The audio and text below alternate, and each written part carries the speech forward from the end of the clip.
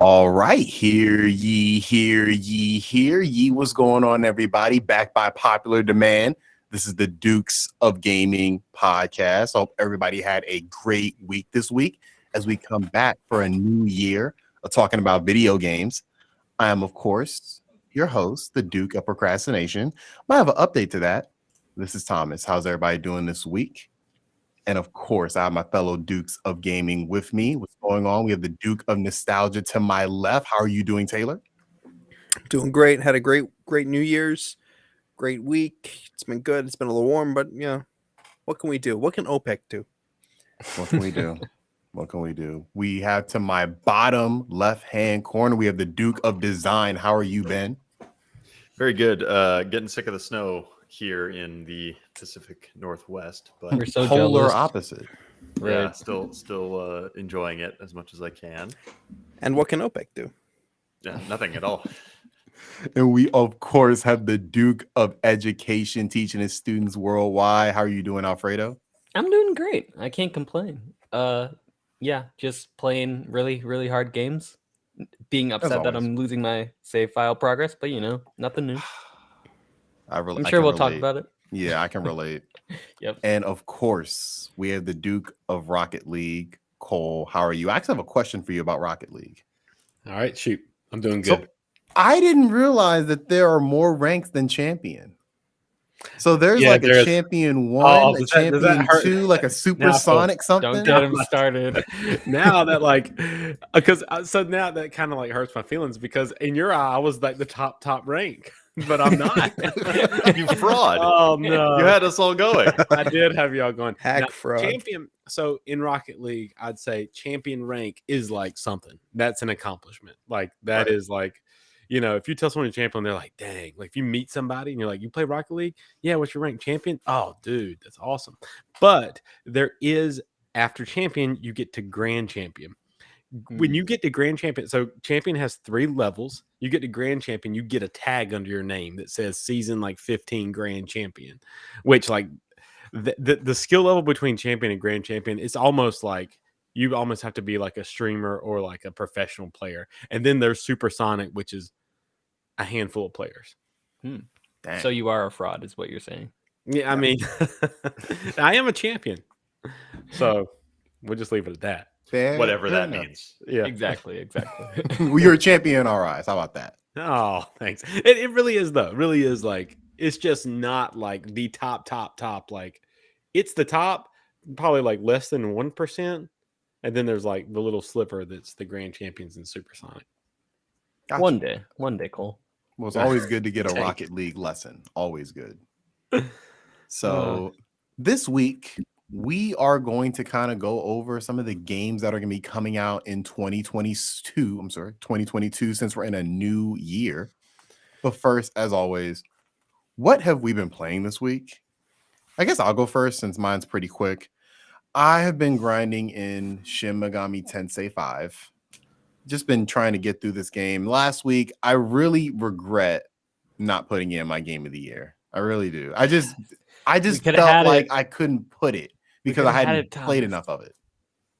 Could have been our game of the year. See what you did. It's it's possible. I still don't think it would have been my personal game of the year, but it definitely probably would have made the top 5. Especially, I'm getting to some good parts now. I'm about level 50, so and which is crazy. I'm level 50, and I feel like I'm like halfway through the game.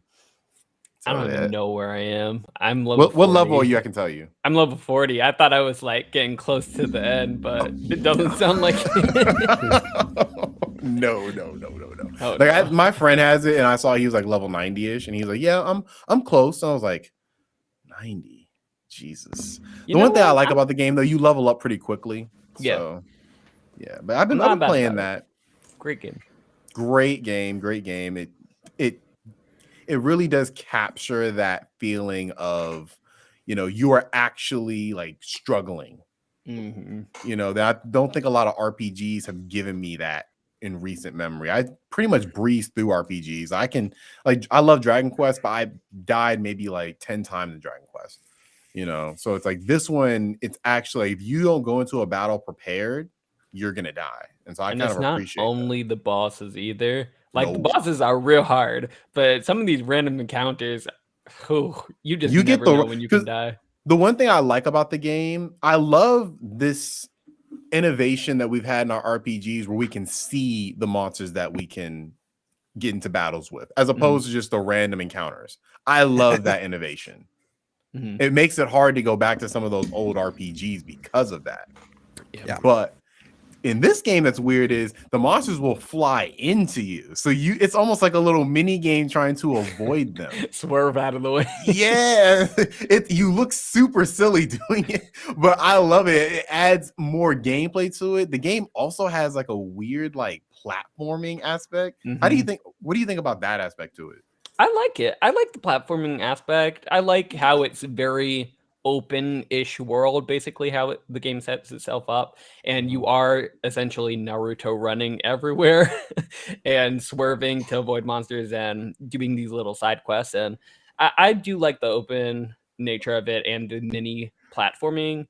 I do wish they amped up the platforming a little bit more, because as the game is, you're basically just, you can climb on this specific surface to get like up a level basically, but it's not like you're Mario hopping to platform to at the end, get a treasure box. Like it's not like that, and I kind of Right. wish it kind of was like that, but I'll I take wish what I can get.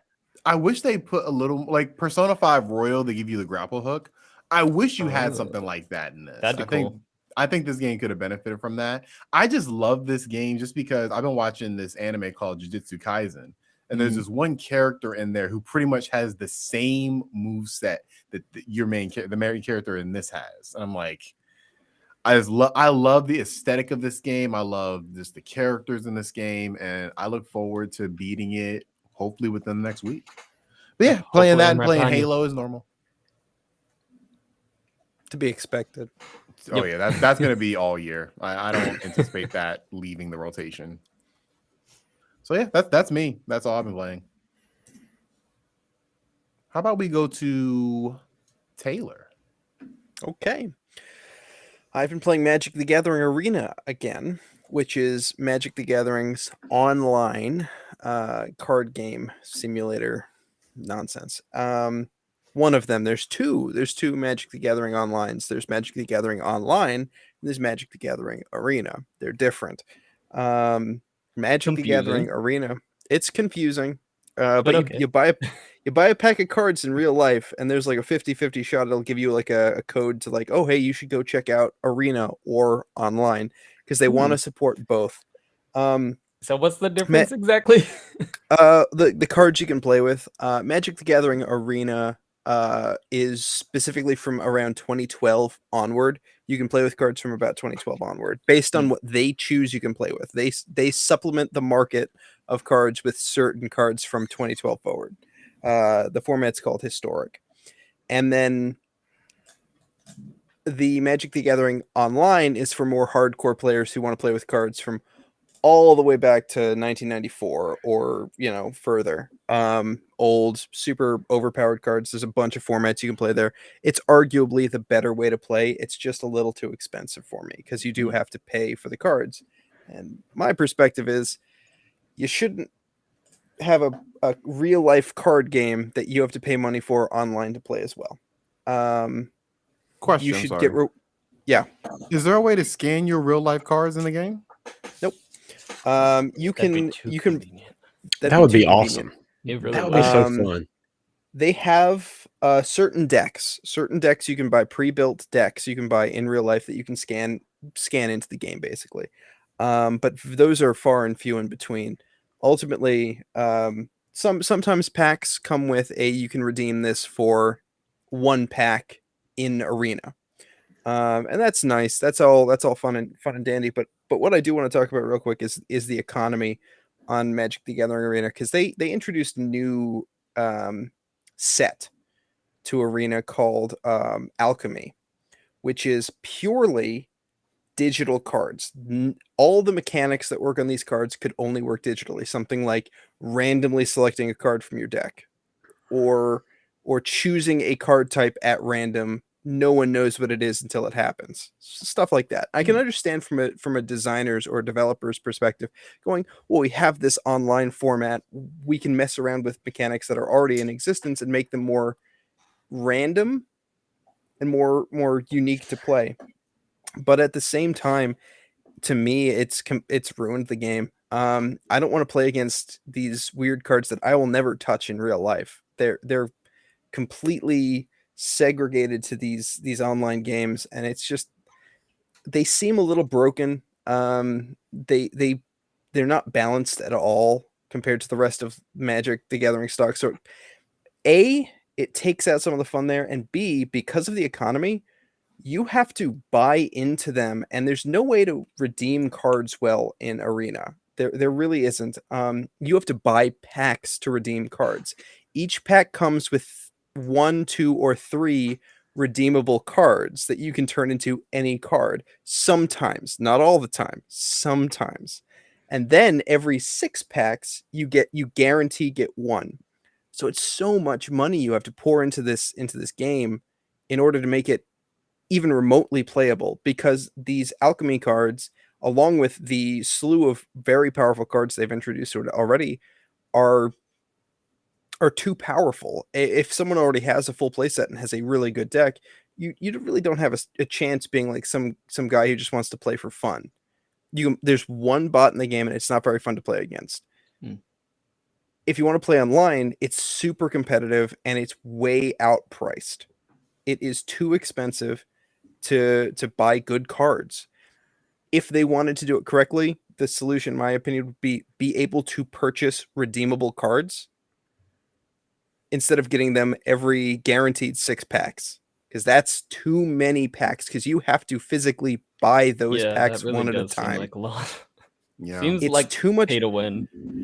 That's what I 'Cause- was thinking. I'm like, this is the ultimate pay to win Mhm. game, where it's like the Right. literal game functions on that. Oh yeah. When coronavirus hit, the big C word, when the C word hit back in 2020, Arena was a great way to play, because I couldn't go out and hang out with friends. I couldn't go to the local game shops and play Magic with people in real life. So Arena was the best way to play new sets. I would spend the money I spent in real life on these fake cards and play them in the formats that were meant to be played. Not anymore.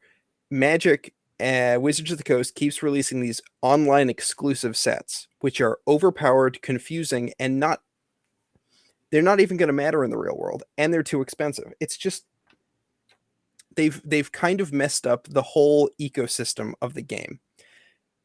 I don't want to play it anymore. I'm going to go back into the real world now that the C word's kind of done for, and play with people in real life again, because I don't want to spend money on a fakey game. And the worst part is it's equal prices. A card of roughly equal prices. A pack of cards in the game is roughly the same price as a card of packs in real life. Why it is that way, I don't know. Other than they have an audience and it's money. So it's what just you're not fun. saying is you would not recommend that I start playing this game? Never. When it came out, yes, because when it came out, it was free to win. Yeah, it was play to win. You could earn your way through the game when it came out because there were so few sets. If they had just kept it like the sets rotate, but some of them don't. It's confusing. The set that rotates is the one I would recommend to most people starting the game, because in Arena you can play to win in those situations. Slowly but surely gather your cards. Not anymore. Those formats are stagnant and dead because Wizards has decided to focus on these digital only ones for Arena, and it's not healthy, it's not fun, and they don't fix any of the bugs in the game. The timer still doesn't work very well because people can just if people get butthurt that you're winning, they can just stall for ad infinitum, and you can't leave the game unless you want to de-level. Oh, that sucks. And that's the problem with any game where it's like 1v1. That's because I experienced the same thing in something like FIFA, where if I'm whooping somebody like 4-0, they're just holding the ball, just like I'm just like, come on, man, just quit. Come on, we do that. give me People my do that in dough. Rocket League too. Yeah, and Dead by it's like, Daylight. come on. That I hate happens too. players like that, but yeah, that's more. Oh, it's the worst. Yeah, it's the worst. I will say one positive thing though.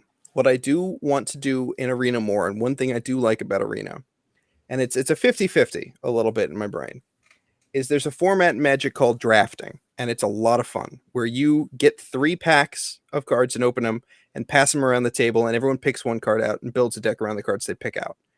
Really random, really fun, really unique deck building ideas can come from that. I don't like Magic the Gathering players. I'm sorry. A lot of Magic the Gathering players who go to like these Friday night events are smelly. They smell so bad. You can't have it all, Clams. No, you can't. My ex-boyfriend back in high school introduced me to Magic, and he was like an Adonis. He was chiseled, he was handsome, and he smelled really good.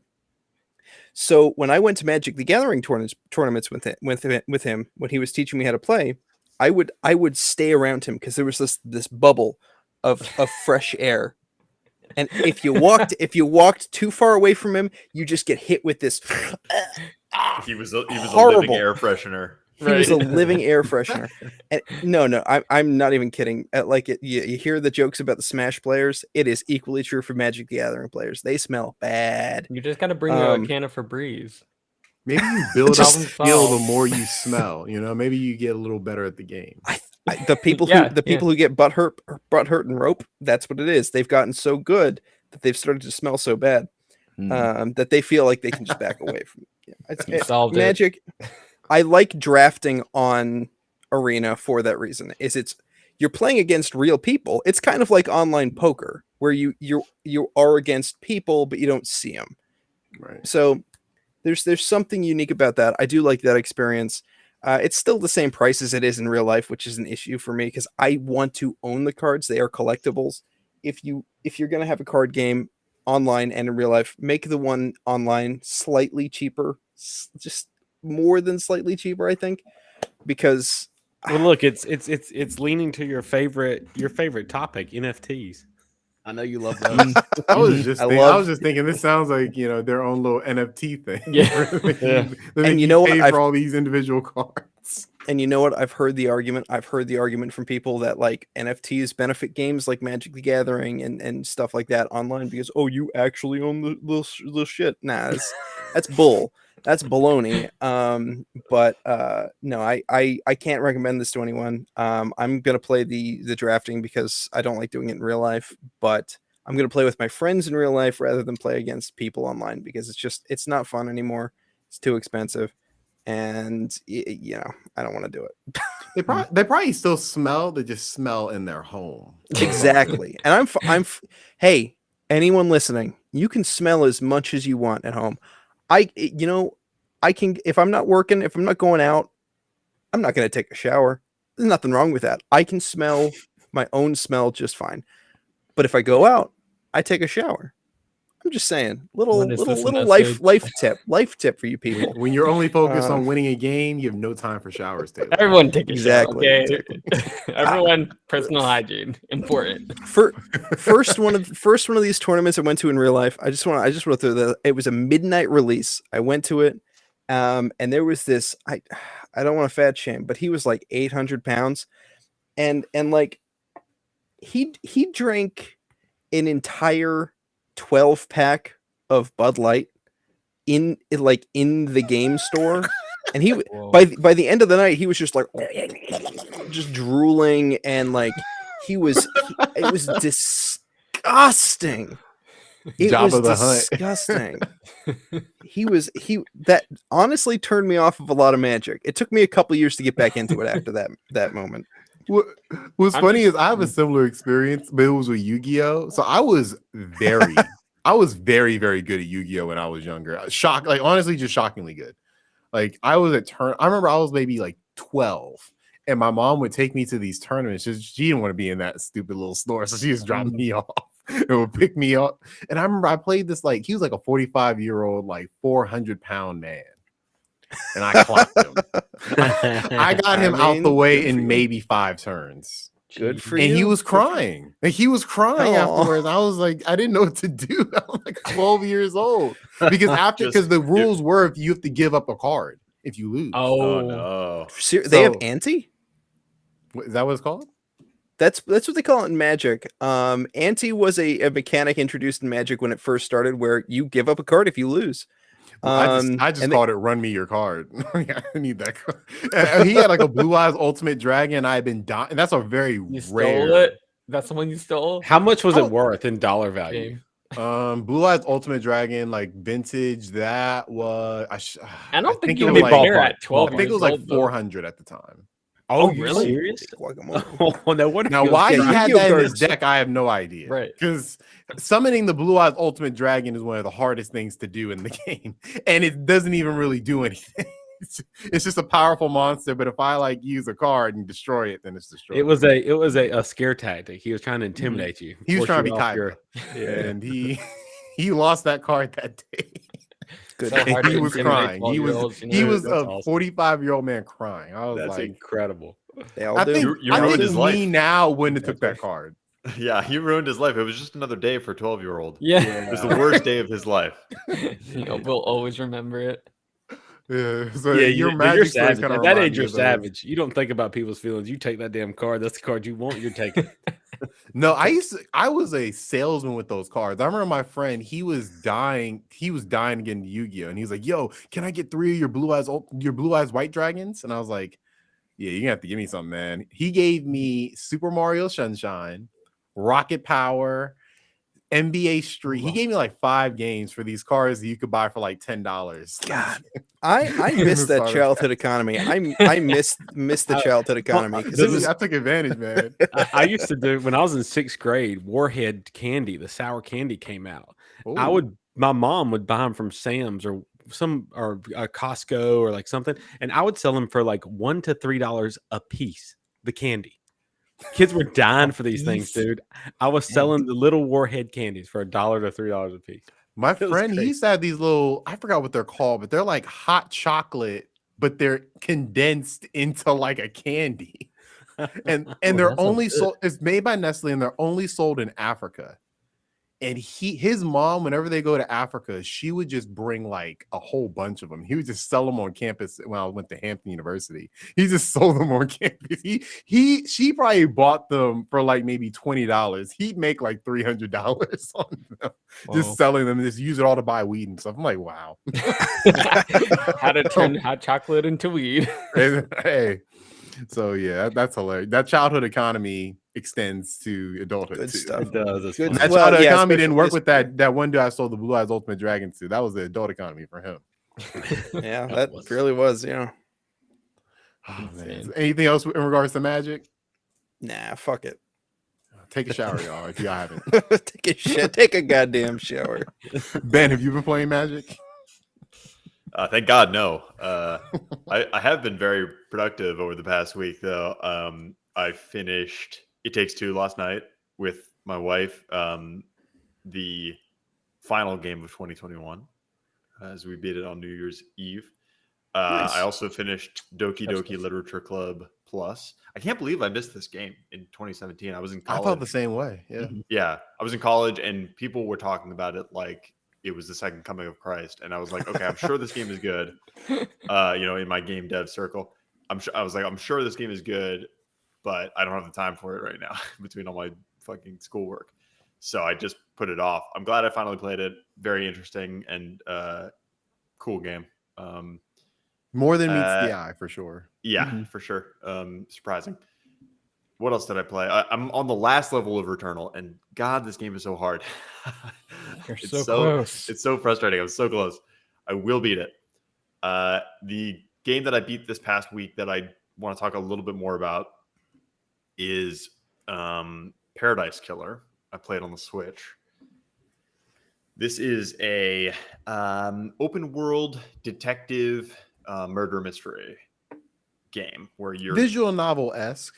visual novel-esque, but the fact Yeah. that you can walk around this open world and there's collectibles and all this kind of stuff, I classify it as an open world game before a visual novel. There's very little gameplay, which I think puts it more in the visual novel kind of camp. The gameplay is wandering around, making your way around this island and finding new locations, discovering characters, speaking to those characters. You're going to go to different places, pick up clues, talk to the people on the island about those clues, unravel the mystery. One thing that I really love about this game, that's so interesting to me about this game, is it seemed, at least, at any time you could talk to the judge and start the trial with whatever evidence you have. You decide when the game ends, from the very beginning of the game, pretty much. That's awesome. That Which is means awesome.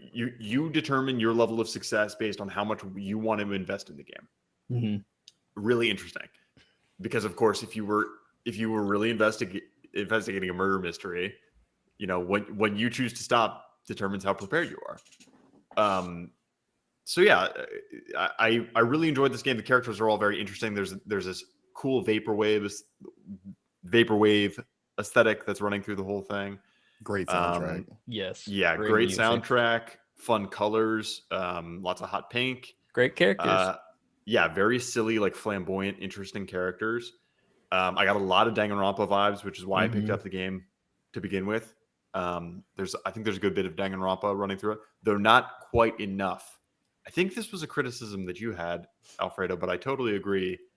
If it was a criticism that you have, that I was expecting the trial at the end to be a little bit more like a big blowout class trial from Danganronpa. There's a lot more gameplay in any one given class trial than there was in the concluding trial of Paradise Killer.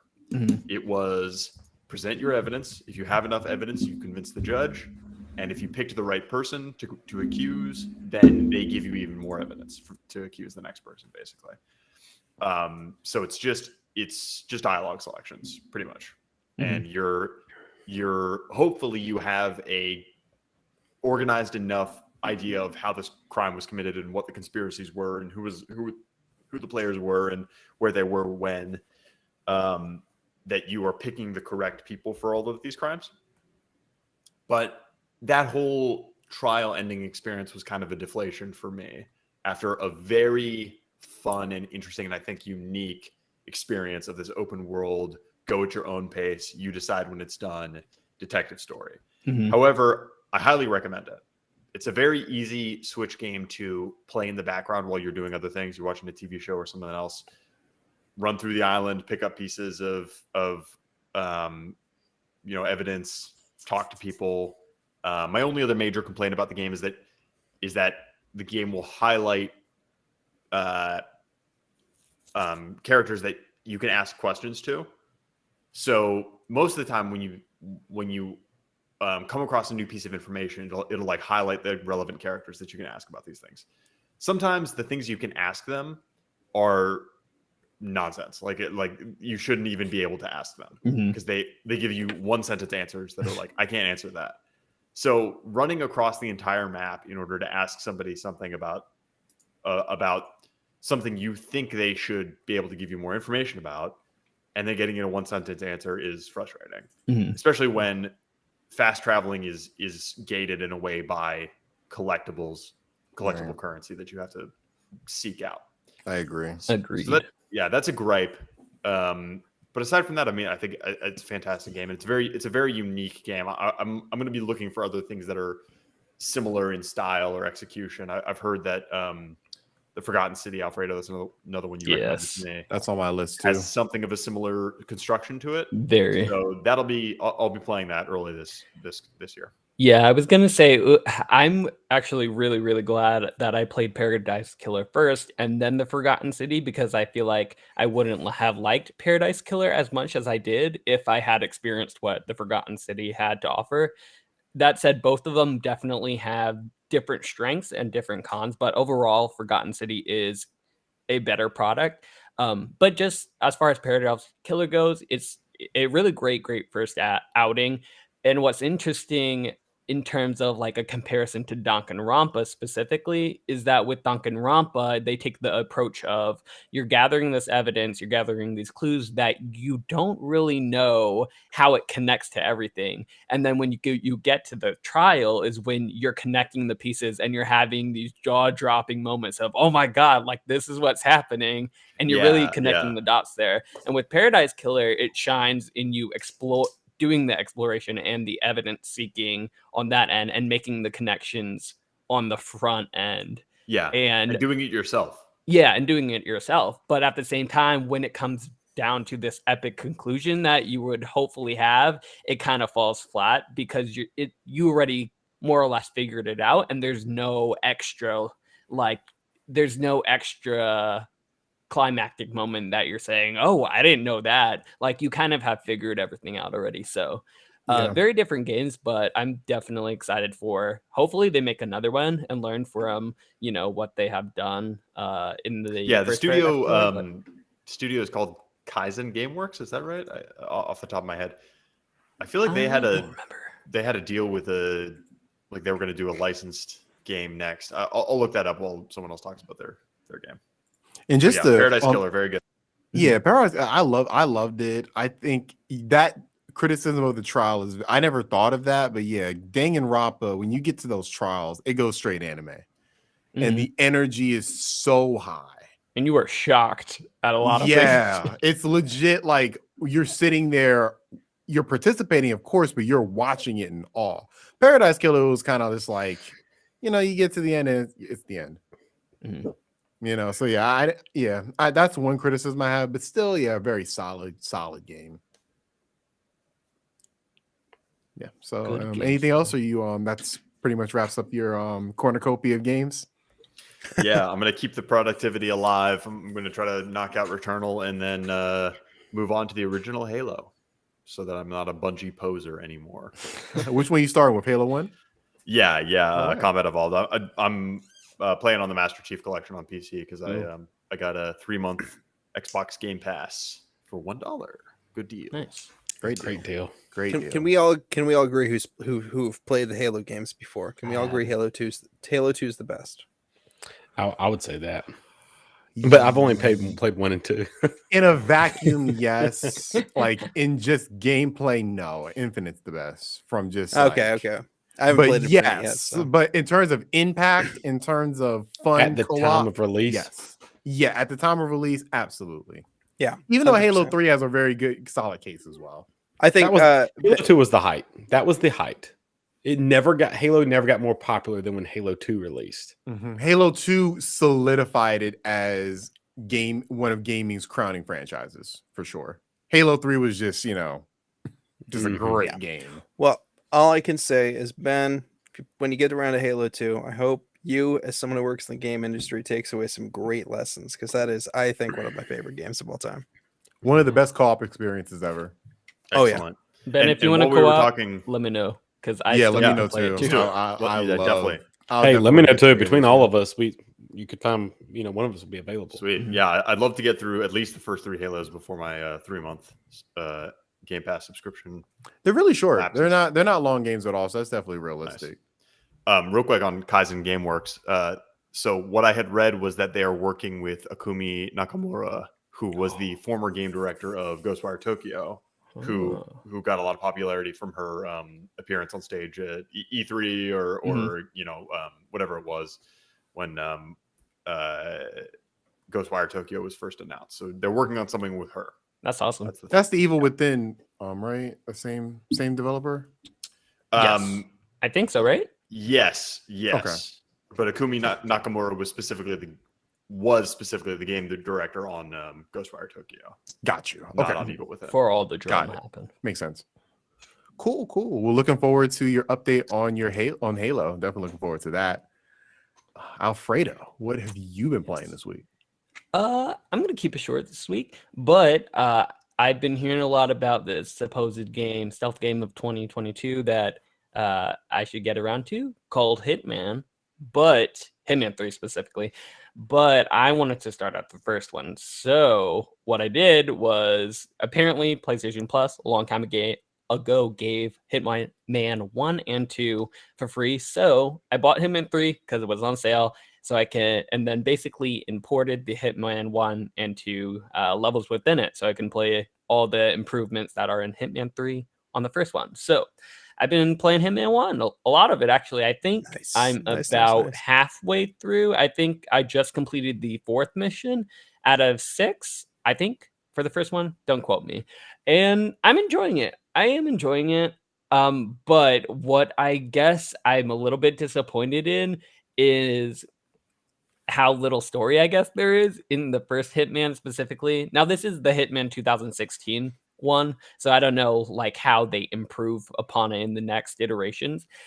So there's basically you're sent to your targets, you get a debriefing on what mission you're going on to, and you go on the missions. And then after you actually complete the mission, they give you this little cut scene with this man who I really still have, after 4 missions, I have no idea who this man is. Honestly, I still don't know what's going on with the overarching story. So honestly, I'm just enjoying killing all these people in interesting ways. Hey. So I wish there was a bit of a story, but I'm not disappointed in the actual gameplay of Hitman. It's very fun. Love it. The only other thing I can think of is I think it's definitely an interesting take for Hitman to basically say, hey, here are different challenges that basically tell you like all the different ways that you can kill somebody, your targets, or take out. They basically give you these hints by saying, hey, take them out by drowning, take them out by doing this. Or they might even say more specifically, take this person out in the elevator shaft by doing this. Like some of them will give you more detailed instructions. So I think it's an interesting approach. Like it kind of holds your hand to take out your targets and tell you basically how to play the game. But at the same time, there is a harder mode, which I believe doesn't do that, which doesn't basically guide you to a waypoint of, okay, call this, go to this payphone, call this person, then go to this location. Like there's a mode that does not do it. So I definitely want to try that out. I just haven't yet because I'm enjoying killing all the people with all of these different variety of ways. So forgive me if I'm wrong, but Hitman 3, I think does a good job of balancing both like here's what you can do, but here's a bunch of other things you can also do. Yeah, I'm hoping for a Um, little bit more of that because I also feel like in one of them, for out of all of the 4 missions that I played, it's basically take out your 2 targets, and then leave. But one of them was like, okay, take out your 2 targets, but also we need you to destroy this thing. So it's more of a spy kind of feel as opposed to just being an assassination or a hitman Yeah, kind they of game, which I think was it was a lot more fun, honestly, to infiltrate this place, figure out how to infiltrate somewhere, get the additional objective done, like you're some sort of spy, and then get out. I really, really enjoyed doing that, and I hope they do more of that in the future games and in future levels. But I think I'm just way too early in Hitman 1 to be able to tell whether or not they'll be able to build on that recipe. But There are I'm optional enjoying it. objectives similar to that in other missions. I can tell you that for sure. Okay, awesome. Yeah. But I will say that what I often recommend for people who are picking up Hitman for the first time is to like the real joy and meat of Hitman is in repeating the levels until you gain a level of mastery over them so that you can set up your own creative assassinations Mhm. and do things without any hand holding, right? Mhm. So there's kind of an order of operations that I would recommend, which is like start on a single level. Like you're 4 levels into this point, so you've seen a number of them, and you probably have a preference of one over another. Maybe Oh yeah. the one you're referring to is Sapienza, the one that had the Yes. optional third objective. It's Mhm. one of the best levels in all 3 of the games. It's Oh, I love fantastic. that one. It's got tons of different variety. The level's so open. There's so many cool locations in there: the church and the tower, and Mhm. the secret lab and all that cool stuff. So like what I typically recommend is go through all of the story missions, like the kind of pre-rolled, here's how you do some interesting assassinations. Mhm. That's where most of the narrative is, per se.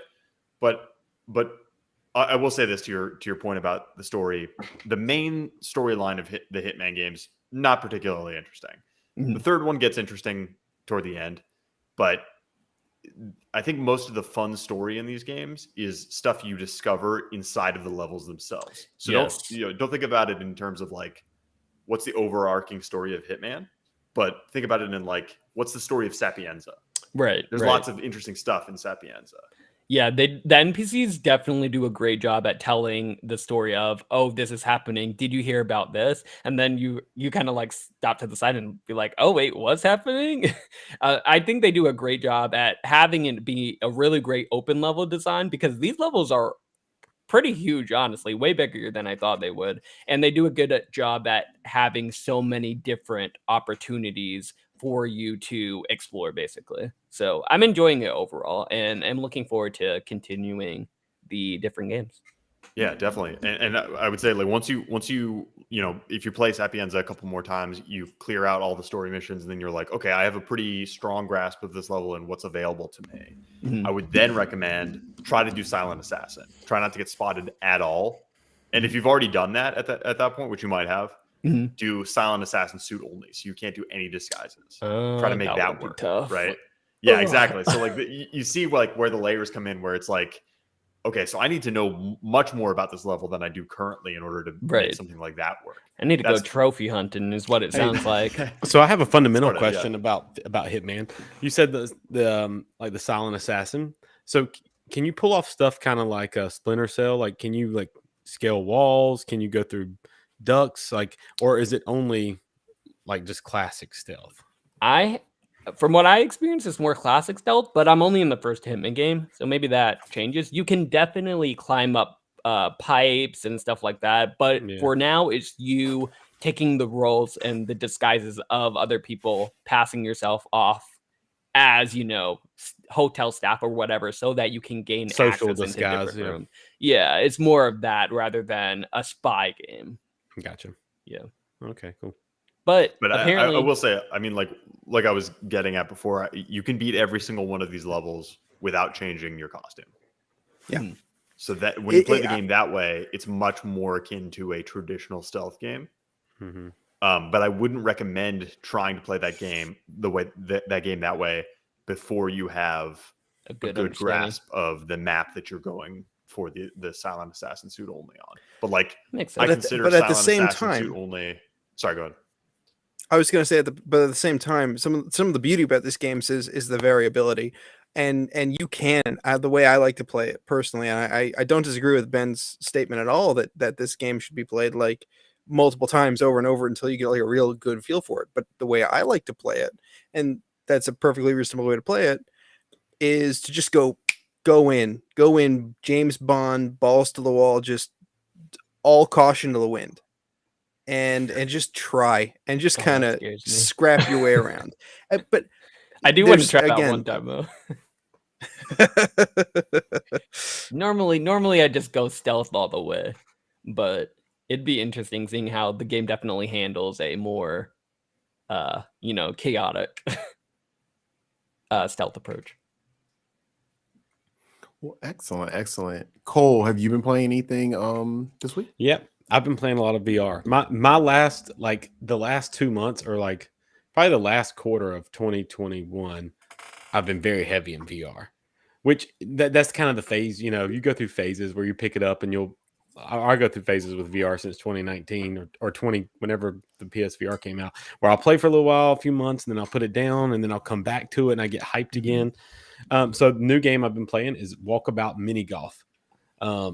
I don't like golf at all. This is a putt game, and it's done. All the fundamentals are done so well in VR that it's incredible. Like the ball physics are perfect. The way you putt the club, the ball comes off the club the exact way it would if you were playing at a tourist, at the beach. You're playing putt at the beach or something. It's unbelievable.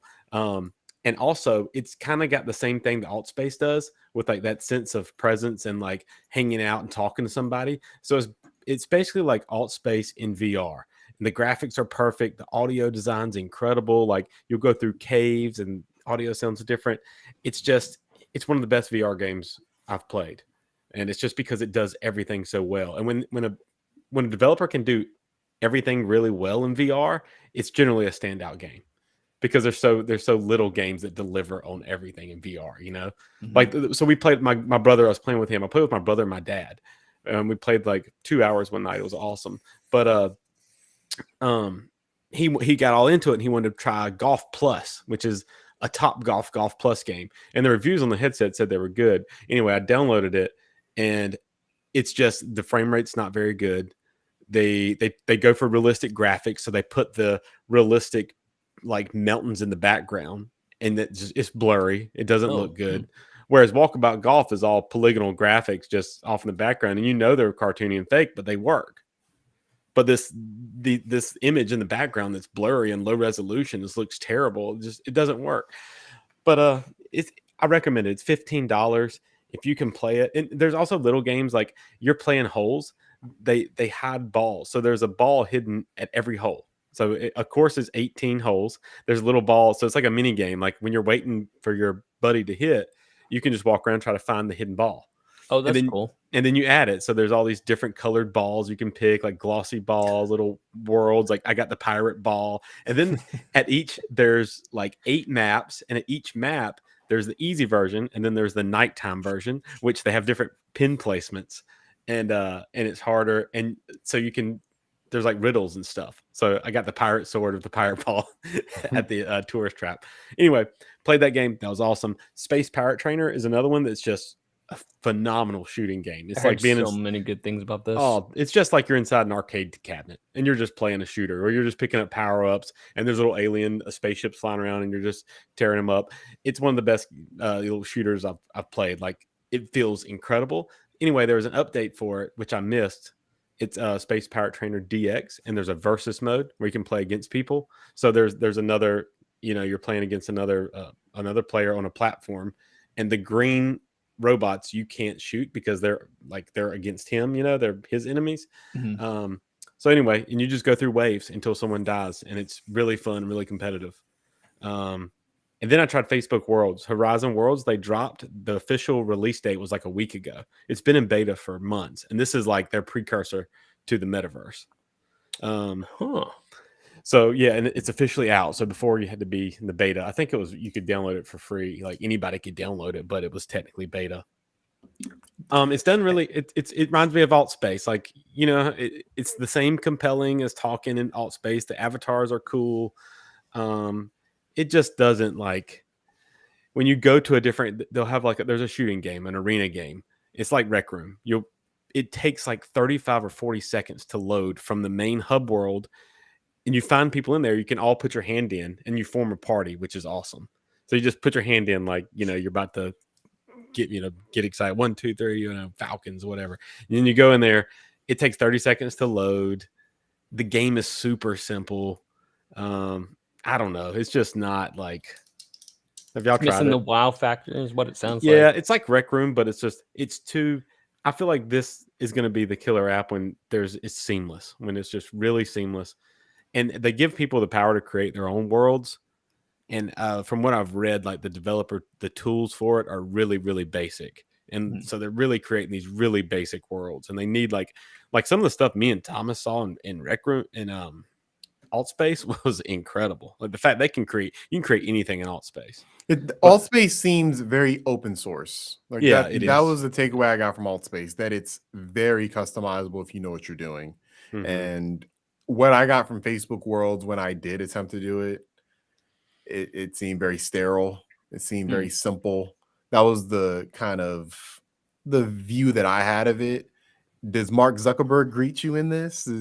No, there is a what the is cool robot there. known as Wet, Mark Zuckerberg? slappy Is he kiss. there? Well, when you go into, there's about 20 people in the hub world when you load in, Mhm. and everybody's trying to talk to each other.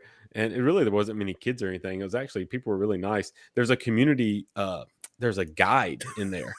So they have a guide in there. Like a person? Yeah, he comes up and talks to you. Oh. He's like, hey Cole, how you doing this evening? Is there anything I can help you with? It's a real person. And like, Huh. and I'll What? like ask Is it yeah, a real person? a real person. Yeah. But I wonder if he gets paid. I know, I think right? so. I bet so. He works for Facebook. So And, he's like Clippy, yeah. but yeah. for That's Facebook pretty- world. That's pretty cool and creepy at the same time. It was Right. cool and it was creepy, but it was cool because I was like asking him questions and he was like walking me through how to do something on my menu. He told me that this, and this was available. Oh yeah, you should check out this. Oh Yeah, hey, he's if you want to Clippy. talk to this person, it was pretty neat. It was pretty neat. So I don't know why I just thought of this, but I'm a big South Park guy, and my favorite imitation they've ever done is of Mark Zuckerberg. I don't know if y'all Oh, I ever gotta seen get it. to If those y'all episodes. haven't, y'all need to watch it. Yeah, It's, I can it's just imagine. Oh hilarious. no, I'm thinking of Jeffrey Bezos. No, that one's funny too. But he's like, you can't mess with my style. You can't. He's just like, it's like they make him like a robot, basically. Well, I hate to break it to you, Cole, but you're in the metaverse. I wanna. You're already in it. We I'm in it. are. This box, Yep. we're there. Speaking of the metaverse, though, Altspace is owned by Microsoft. Yeah, Yeah. and Altspace is better. I think So Altspace you're is saying so that good. Microsoft is winning the meta battle.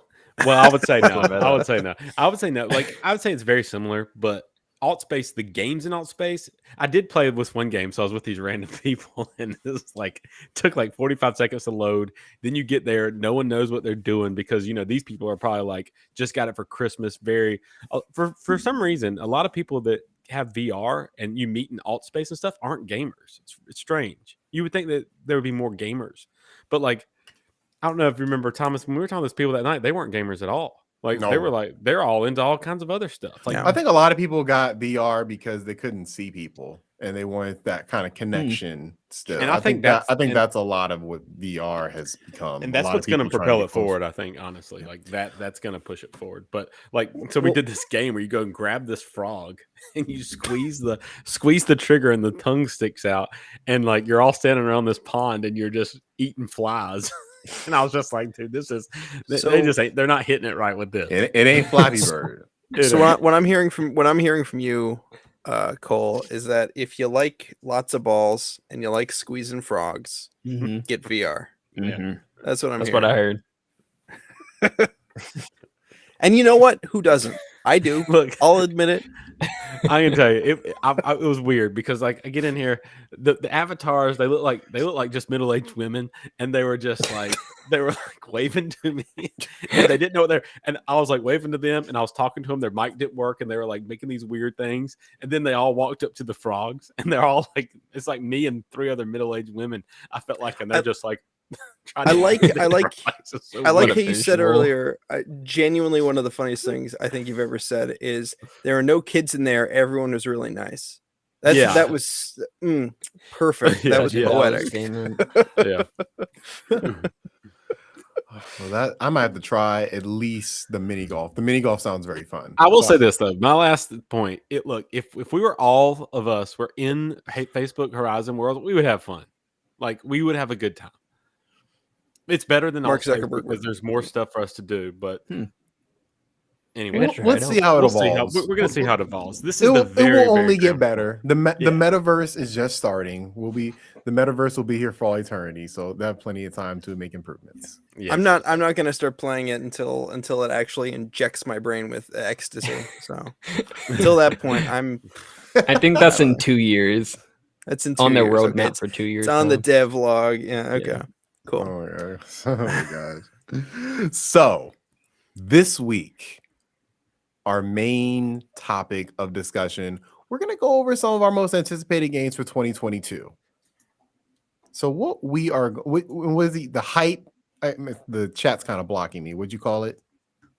Our most The hyped 2022 game. Most hyped 2020 games. So what we'll do is we'll kind of go in a circle, and because Alfredo cheated, I'm gonna cheat. We're gonna have a couple honorable mentions. I didn't cheat. I didn't do anything. Okay. We'll roll with that. Disappointed. There's no proof, okay? So if anybody wants to get their honorable mentions out the way, let's just do that now, and then we'll get to our official top 3 each. Okay. So we'll let Alfredo go first. Well, since you so kindly said, I definitely didn't have this plan, but my honorable mentions, I have 2 of them. One is Forspoken, which is the Final Fantasy-esque action adventure third-person game. Kind of has a magic-y feeling. Magic, there's swords, there's magic, there's guns, but it looks awesome. So that's one of them. And then my second one is Gotham Knights, which is it's not Rocksteady because that's Suicide Squad. It is, who is making that again? WB Montreal. WB Who Montreal. made Arkham Origins. Yes. And it's So 4-player co-op or 2-player? it's co-op? 2-player Two-player. co-op, I believe. Yeah, where you can be basically the members of the Bat family, just not Batman. We think we'll see when it comes out, but I'm super excited for that game, and we'll definitely be playing co-op for it. So those are my honorable mentions. I'm glad you said Forspoken so I could take it off my list. Yeah, I was gonna say that too. I didn't realize Forspoken's basically isekai. I didn't even think about that, but it basically is an isekai, which is, if anybody's not familiar with anime, isekai is when a normal person gets taken to a fantasy world. So think Inuyasha, think ReZero. So I'm interested in that game. The dialogue looks like it's getting better, but who knows what that dialogue. I think it'll be good. I'm really excited. I I think hope. it'll be better than we think. It reminds me of Kena Bridge of Spirits. My hype level was up here when we first saw it, and it's just slowly just dwindling down. I'm just losing it with every new piece of information, every new trailer. It's dwindling. It's just gonna like prove Kena. you wrong. Just like It's gonna be a Kena. It's gonna come out and be a great. You'll be dropping that PS2 7 game. No, it's gonna be. I would put it probably 85, 87. Hey, if 87. it gets 87 on Metacritic, look, that's great. That's what I'm I'll be putting very excited. That's what Kena got, right? Kena was pretty high on Metacritic, I believe, right? I think so. 80? I don't know what it's at actually. No. So if it's on the same track as Kena, then I'm sorry. If it's on the same track as Kena, then be on the lookout for it, Cole. Yeah. All right. Who wants to go next for honorable mentions? I have one honorable mention. I gotta bring it up, and it's Choo Choo Charles. I am looking forward to Choo Choo Charles. Yeah, look this up. When does this come out? Don't look it up. I believe pretty soon. I believe it comes out pretty soon, and this is going to discuss you in April 2022. Oh, wow. Sooner than I thought. I believe that's right. February, April, sometime early. Choo Choo Charles is a quote unquote horror game where a scary demon train chases you around, and you're some train conductor. I could have and- sworn this was just a mod for a game. Is a full That's game, is what you're saying? This is a full game, and that's the point. I think the developers wanted to make every game that can be modded easily has some train. Thomas the Tank Engine comes and chases you in Skyrim or something. Resident And Evil. yeah, exactly. I think they wanted to play on that. And fun fact, Choo Choo Charles is based on a book series. At least I think so. Choo Choo Charles, the book series, is a terrifying kids book about a train that is decrepit and scrapped, and it looks like the most ugly demon train in the world, but it's supposed to be Thomas the Tank Engine, cutesy fun, but it is horrifying. And I think they took inspiration from that because this game's a horror game. I think I told you guys about this, but I tried to show my son's 2 years old. I tried to show him Thomas the Tank Engine one time, and we got about 15 seconds in before he started crying because the faces on the trains are so creepy. That thing is a bad name to my name. Like That's true. Yeah. that thing that I used to like it, but I remember watching it maybe like a couple years ago, just rambling on YouTube, and I was like, "Oh my god, that thing is horrifying." They're channeling that visceral fear through this game. Between that and I JJ got- the jet plane. I got married to my JJ. cousin to a Thomas the Tank Engine episode. You did not. What? What?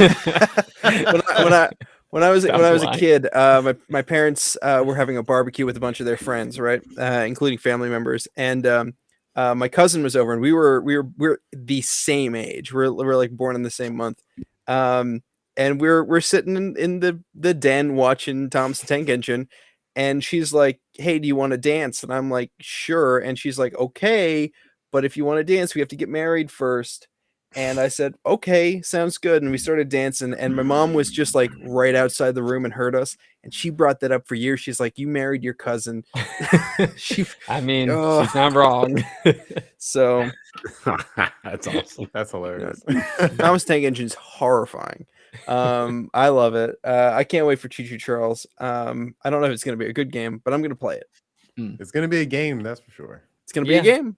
New game. My honorable mention is Triangle Strategy. No. Do you I'll talk want about this later. That's It's one of okay, my okay. picks. Okay, so I'll leave that there. That's one of my honorable mentions. I'll let Alfredo kind of go into depth about it. And my other one is Ghostwire Tokyo. I don't like the Evil Within like at all, like not even a little bit. Like I tried playing both of them, and I thought I didn't like them at all. So I don't know why I'm interested in this game, but the aesthetic of it just speaks to me. And I don't know what the gameplay is going to be. We still haven't really seen gameplay like that. But if it lives up to that aesthetic, then I'm looking forward to see what this game is going to be. But who knows if it comes in 2022 as well. So those are mine. Fair. Anybody else? My honorable mention is Destiny 2: The Witch Queen. Check it out. This is the first Why? first release. Yeah, this is the Yeah, do first tell. release for Destiny 2 that I have actually worked on. So I'm super excited to just see what people think about it and for it to be out in the wild. I obviously don't have anything further to say on that aside from that, but that is definitely one of my most anticipated releases just because I can't wait for people to play it. Fair enough. Nice. You know what? I okay. can't either. Yeah. I got one, or I got two honorable mentions. Assassin's Creed VR, which you may have forgot about that. but That's that a was, thing. That's a thing. Yeah, that's a thing. it's an Oculus Quest exclusive. What? That and Splinter Cell VR. What? Yes, they were announced. I can't I'm remember when. Oculus had some kind of games conference in like the spring, and Assassin's Creed VR exclusive, and I think it's exclusive to the Quest and Splinter Cell VR. Splinter Cell VR. I'm that hoping is one of those come out. promising. Yeah, I'm hoping one of those come out. I mean, Assassin's Creed VR could be incredible. I mean, one of those, one of those may come out this year. So that's kind of what I'm hoping. I didn't know either of those were coming out. That Me is, neither. yep, Yeah. they are confirmed for. Mhm. Yeah, they announced they released like a little teaser trailer for them. Now that article was in January of 2021, but Yeah, it was early. yeah, hopefully those are coming sooner rather than later. Yep. And with that, I'll say GTA San Andreas VR, but who knows if we're going to even get that next year. They got enough to worry about with those ports. They do. All right, so let's go ahead and get started. So let's just go in the box order. You can start, Taylor. Okay. Games that I am excited for come 2022 include, and I'm sorry, Pokemon Arceus, Pokemon Legends Arceus. I'm pumped for that game. I'm not gonna hold my breath, but I hope it's a step in the right direction for Pokemon. I really, really do. Um, that's all I have to say about that. I don't know. It's for me, I want that game to be good more than I think it's going to be good. Like I really want I'm in the I same don't boat. have any negative thing to say per se, because I mean I think it has great potential. It's just a matter of I don't trust Game Freak. Mhm. That is the core Well, of it. good news, everybody. I saw a trailer that leaked from Japan, a Japanese leak. Pokemon Legends Arceus, their TV trailer in Japan right now, proves that the graphics got 0.5% better. They actually wow, astounding.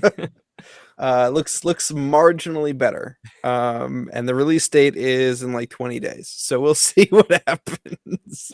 Right, See, yeah, my we thing don't is the have to graphics wait. were never the issue for Oh. me, because I mean I'm playing Shin Megami Tensei right now, and that game, I don't doesn't look the know. best. I It- feel like Shin Megami Tensei does look better than what we've seen Oh, for. Well, yeah, but I'm Pokemon. saying Absolutely. compared to modern games, Shin Megami Tensei Oh, yeah. does not look the best. Mhm. Yeah, You but know. Pokemon Let's Go Arceus looks worse than Spyro 1. I mean, Okay. That's a comparison. it's Yeah, it doesn't look great, but it doesn't need to look great. Pokemon is the one franchise where it's like it doesn't need to be at 4K, run at 60. Like I don't need Right. that. Just be a good game. what I believe, what I've interpreted this game to be is a mix of Pokemon's RPG elements mixed with Dragon Hunter roaming elements, mixed with the Pokemon Go. You said Dragon Um, Hunter? Dragon Hunter, right? You mean Or Monster Monster Hunter? Hunter. Yeah, Monster Hunter. Oh, Sorry. okay, okay, got you. Yeah, you mentioned Dragon Quest or something earlier. Mhm. Mixed with Pokemon Go.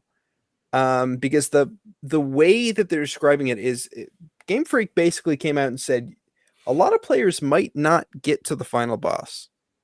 And I'm kind Really? of yes, they said Arceus is the final boss, obviously.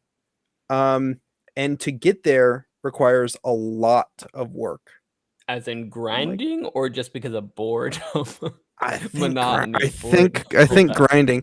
Oh, Why I no, think that does not sound great. Yeah, it really does. well, here's a lot of y'all are gonna put this down. Like that's Hmm? what it sounds. It sounds like you're saying a lot of you are gonna put this down before you're. that is kind of what it sounds like. But what to me, I'm hoping, and I hope, because I think Google, Google. I think Pokemon Go did some good for the franchise as a whole. The way to get there is going to involve capturing every single Pokemon. You actually have to catch them all. Oh, And in some instances, some story-based instances, like because you're a researcher, you're a Pokemon researcher in this game, and you have to discover new species and stuff like that for people, which is what the core of the Pokemon games are supposed to be, but they've kind of been lost in translation over the years.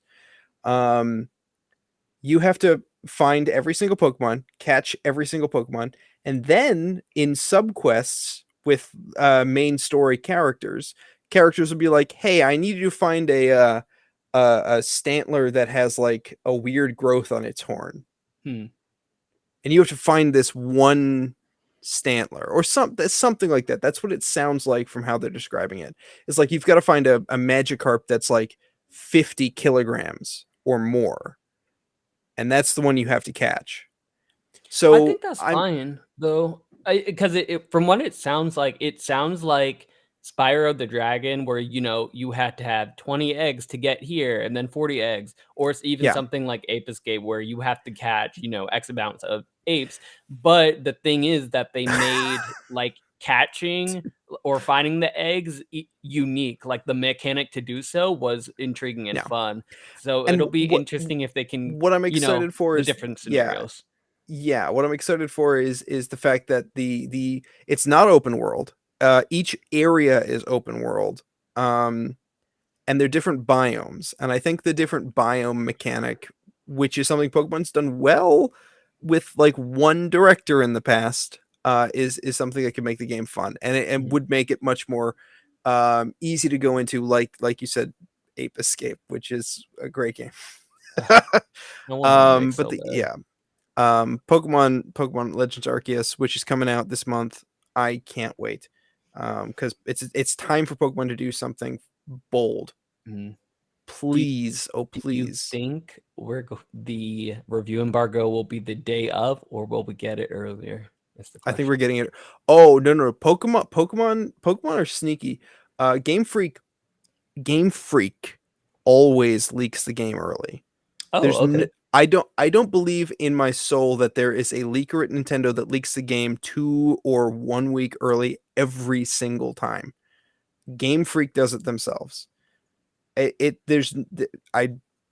based on the understanding I have of who the developers are and who the higher ups at Nintendo are and how they've treated games in the past, specifically Red, Blue, and how they kind of like secretly sneaked the game out to magazines early so they would get like Mhm. hype. They're a hype encouraging company. The review embargo is going to exist, but it's going to go up pretty early, and or it's going to leak on 4chan and Reddit, and yeah, it's going to be out there. Because that's just how Pokemon does it every single time. Like we mentioned before in the podcast, the whole game for Diamond and Pearl, Brilliant Shining Diamond and Pearl leaked like 2 weeks early. Mhm. Right. I don't think that was a mistake. I think that was planned because that's what they do every single time. Fair. You know. Do I keep going with games I'm excited for? Because I got 2 more. Is that what we're doing? So do we Think- want to go through all 3 and then move on to the next person? Yeah.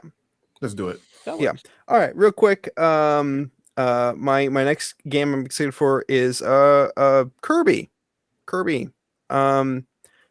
I'm really excited for Kirby. It's a game that I'm hesitant to be excited for because we don't know much of anything about it. I don't even know if it's coming out this year. I think thought it's confirmed, but right? It's confirmed. I believe it I has a hope date. No so. idea, to be honest. Didn't it have like 2022 at the end of that? Yeah. Yeah, Oh, it you know, did. it Yeah, didn't have a did. date, but Thing. yes, it did put 2022. Yeah. So yeah, it's confirmed for this year. I hope it's coming out. Well, confirmed, loosely. I liked I'm not a huge Kirby fan, but I like to see Nintendo putting out new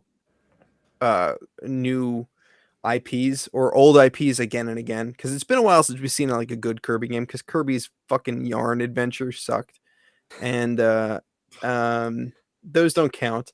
And I'm based on last year, I'm no matter what we all think about Metroid Dread, I'm glad Nintendo put a Metroid game out, because it means they're willing to not just rely on Mario and Zelda and Pokemon.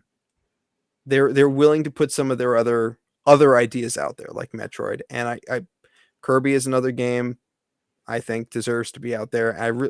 I really only like 1 or 2 Kirby games, but I think this is a Kirby game I'm going to really enjoy. Third is Earth Defense Force 6. I love Earth Defense Force games. I love Earth Defense Force games because they're so stupid and so mindlessly fun. Earth Defense Force 3 and 4 are games I played a lot with friends when I was younger.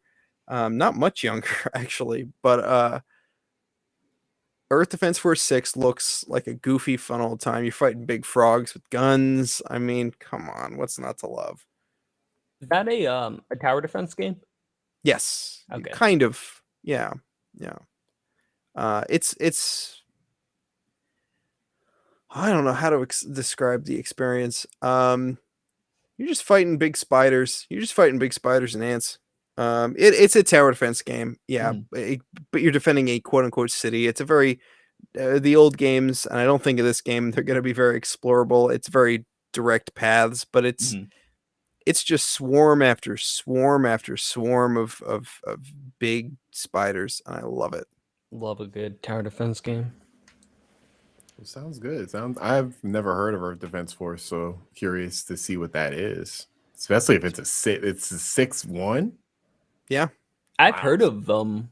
I know they're pretty popular. I've just never played one for myself. I think I might have one on PlayStation. Like maybe it was a PlayStation Plus game. It sounds familiar, but yeah, I'm curious about that. But yeah, definitely Kirby. I'm super excited to see what Kirby is going to be. Yeah. I'd be shocked if it did come out in 2022. I mean, I'm hopeful that it does because it doesn't look like Nintendo has anything huger on their plate besides obviously Breath of the Wild 2, maybe. Oh, The funny thing is they can get I away forgot with about not that. releasing anything Yeah. this year. That's the funny thing. Very true. So we'll see. Hopefully it comes out this year. So cool list of games. Hopefully we all those live up to our expectations. So I guess I can go next since I'm next in the blocks. Go. My first game is coming out in February. It is Horizon Forbidden West. Now, I am a big fan of the original Horizon. That's definitely in my top 5 PlayStation 4 games. I love that story. I think it's one of the most original sci-fi stories I've read, watched, or played in a long time. And I am curious to see how they're going to follow up both storylines from the previous game. I'm curious how they're going to improve the open world, because it looks so incredible in the gameplay we've seen. It just like from a visual standpoint, it just looks like, you know. Oh, on that note, did you see the open world clips where they just show like a bird's eye view of the open world, and you just see like the hustle and bustle and all this stuff going on? Did y'all see that? It was Yeah. posted on. I I don't know where they posted it at, but it was some kind of like, I don't know, dev video. Yeah, or I saw it on something. Reddit. And I'm trying to that looks go great. as what's it called when like you don't a media blackout for this Yeah. game because it's only 2 months. Well, kind of 1 month ish. It's 1.5 months away. So I'm trying to stay away from all of the additional stuff that they're showing, but I'm super excited as well.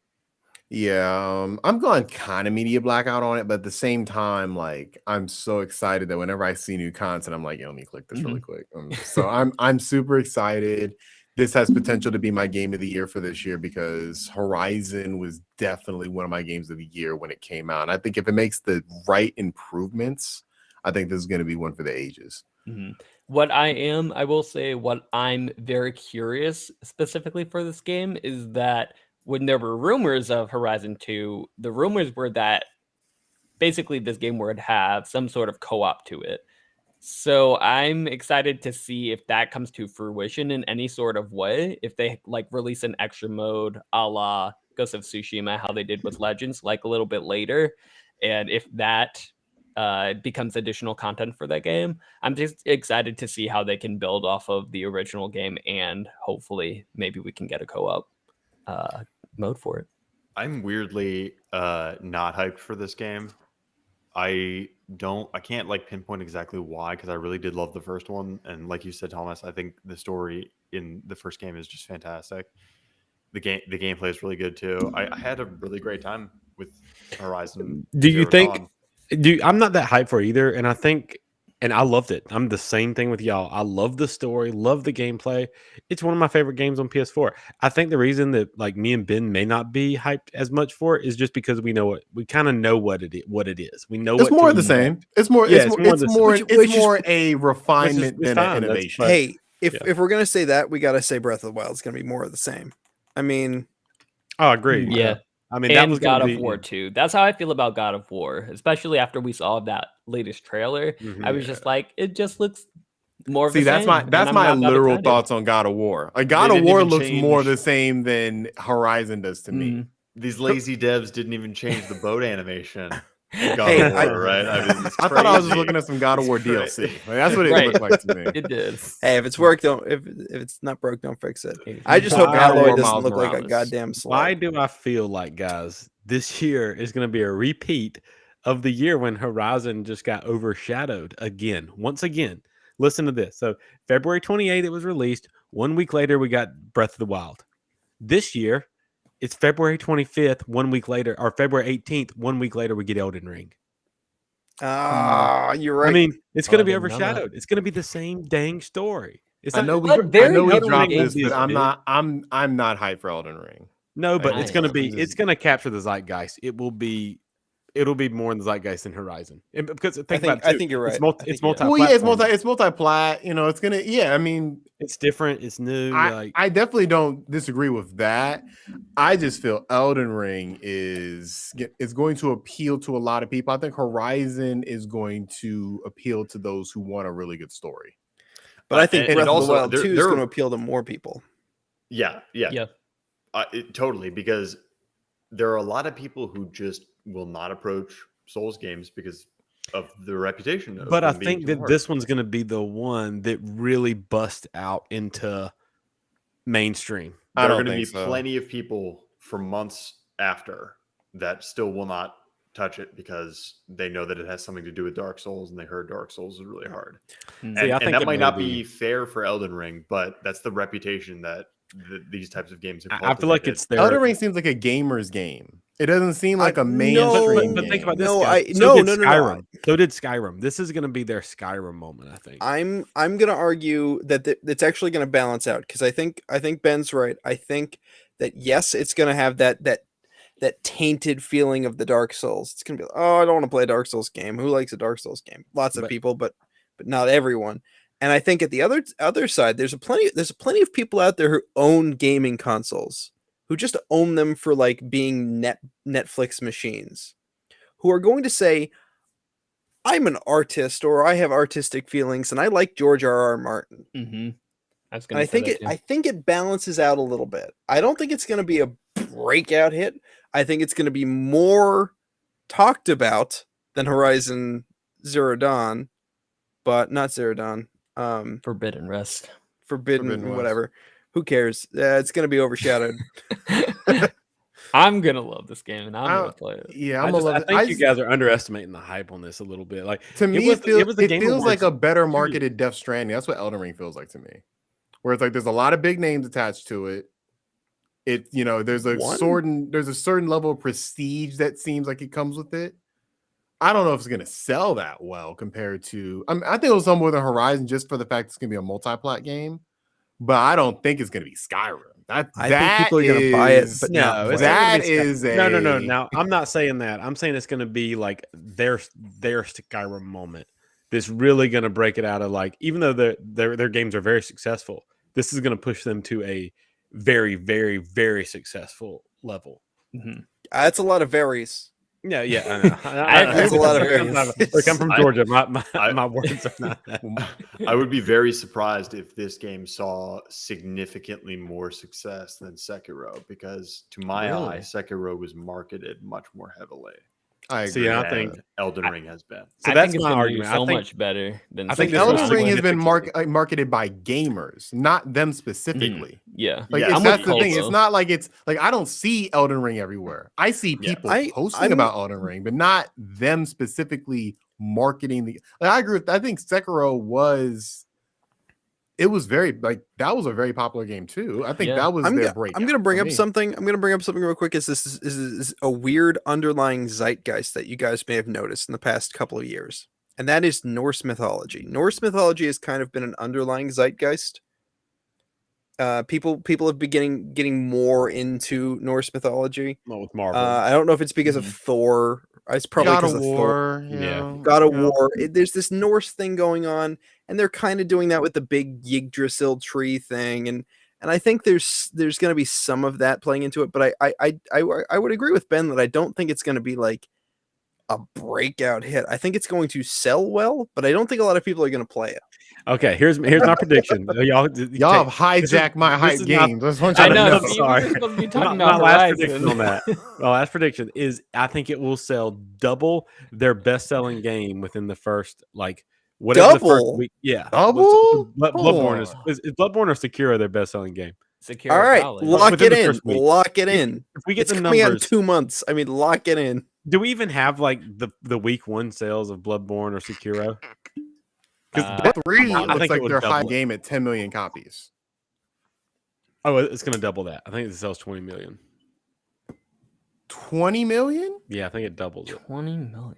20 million? Not in the first week. I peg but, it. like, I peg it as a 6 million seller. nah. We'll see. We'll see. We'll see. We'll see. We'll see. So It's no Pokemon. That's all that we're saying. we'll keep a lookout for. We'll keep a lookout for. Oh, they'll both be great games, I assume. Yeah. My second game is Bayonetta 3. Ooh. God, That's I hope we coming get out? this game. I hope we got a trailer. We got a trailer at the last direct. It ended the direct. I'm praying we get this game. Like I didn't know that was coming out this year. Platinum is one of my favorite developers of all time. They've made some of my favorite games. Like Nier Automata, just a classic game to me. The Bayonetta series, just a great series of games. I loved Transformers Devastation. I Transformers, love yeah. that game. So I am did hear looking- that was good. That's a Hey. PlayStation Plus game. It was- Yeah. I played the shit out of that game. Like I love Platinum as a developer. I think they're one of the most underrated developers. And they've been working on this for a very long time. Like this game has been in development since I believe 2016. They've been working on it concurrently with other games. They're It working. was supposed to come out on the Wii U. Yeah, it was. You're right about that. Look, and I'm glad it didn't because I didn't own that system. So I'm really glad that I'm going to have a new Bayonetta game on Switch. Like I'm very excited about that prospect because I love playing those games. I think what I saw at the direct just looked incredible. It looks like they're really like making a lot of changes that I wanted to make. They're making it feel more grand and more anime, and that's right up Mhm. my alley. So I'm hoping that this game comes. Like I already know it's going to live up to expectations. I don't think that this is the one game where I really have no doubts about what it's going to be. It's more so, is it coming out this year? Right. Every Is- Bayonetta has been a great game. They've all been great, and they've all like Bayonetta 1 was started off with great foundation. Bayonetta 2 expanded upon that, and then Bayonetta 3 just looks like a return to form for the studio. Even though they haven't lost anything, I just thought the Astral Chain was, to me, disappointing. So I'm glad yeah. to see them get back to a formula that I'm more familiar with. Just their straight up demons everywhere, witch lady using her hair to craft to get these demons killed. That's what I'm looking forward to. So that's my Hey. second most favorite. Yeah. You looking forward to it too? I was just gonna say that you know, it's a game that I can talk about. A sweaty white dude can talk about with his feminist friends, and we like it for different reasons, but we both like it. Fair enough. Fair enough. From that perspective, you're absolutely right. It's a common ground. So yeah, I'm looking forward to it too. Maybe I'll find some feminist white friends to talk about it as well. Good luck with that. So I have a couple. I have a couple games that competing for my number one spot. I know they're both probably gonna get brought up by one person, so I'm just gonna say one of them. We're getting Breath of the Wild 2 this year, y'all. We're getting it. I'm calling it now. I'm with you, man. I think we're getting I'm it too. calling it now. We're getting it it. can come out on the 31st of December. It's coming out this year. I'm Yeah, telling and I you. think we have a better chance of getting that than God of War. I think we'll get them. I feel both, to be good. honest. Equal I think we'll get them chances. both. Yeah. We'll see. yeah. I think it's safe to say we will. One get will them be both. an average game, and the other will be Breath of the Wild 2. Like I am so excited for what this is gonna be. Breath of the Wild 1. I know Alfredo, even though he has the Zelda shield and he has the Zelda hat on, not the biggest fan of Breath of the Hates Wild. Zelda. Look. Hates Zelda, but loves the style of it. But you know, No, love Zelda, the character.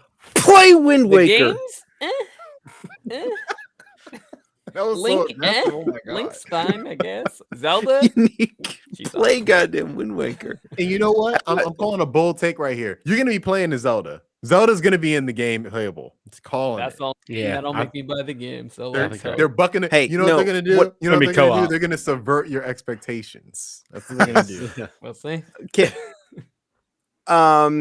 A game I really liked is Super Hot. Super Hot. Great game. And I'm really excited to see time travel mechanics in a big game like Zelda. Because that's that's the only way forward, and we know it is. We know that's what's going to be like the main like twist of the game is you've got time travel. I think he'll be able to Um, fly too. I think I'm calling. I looked at some of those trailers we've again. seen The the way glide- he's we've seen the falling glide. out the sky, I'm like, I think he's gonna be flying. I don't Well, know if the well, Switch can handle that, to be honest. No, the map is That's a fair point. That is a very fair point. the map is just the same map but above. It's just you go up, and so I can see flying, but I'm who knows what they're gonna do. I really like their terrain traversal mechanics in Breath of the Wild, and I think time travel could be a lot of fun. So I'm looking forward to it. Whatever. Yeah, I expect it to be late this year because if it comes out this year, that will solidify this as a great gaming game. Yeah. Hey, yeah. That would be a great end to the year game. Real quick. I know we want to speed through some of this, but have you seen the spoiler, like the leaks for Nintendo coming out this year? Hell no. Maybe we could talk about it next week, but there are some leaks for Nintendo. They've got a big year planned. Be interesting hearing that because we haven't heard nothing yet. Yeah. I know. Yeah, it's haven't crazy. I can't believe that Nintendo is actually planning on having Master Chief in Zelda. It's great. It's totally insane. Right, it's co-op. Yeah. Yeah. It's awesome. And Zelda. Yeah, it's crazy. Mhm. Zelda in the Master Chief costume. Yep. No, they would never have a playable woman. That's not. You can't do that. That's true. My Nintendo favorite. can't My do that. favorite. Yeah, no women in Nintendo. None. Cole, your turn. Okay.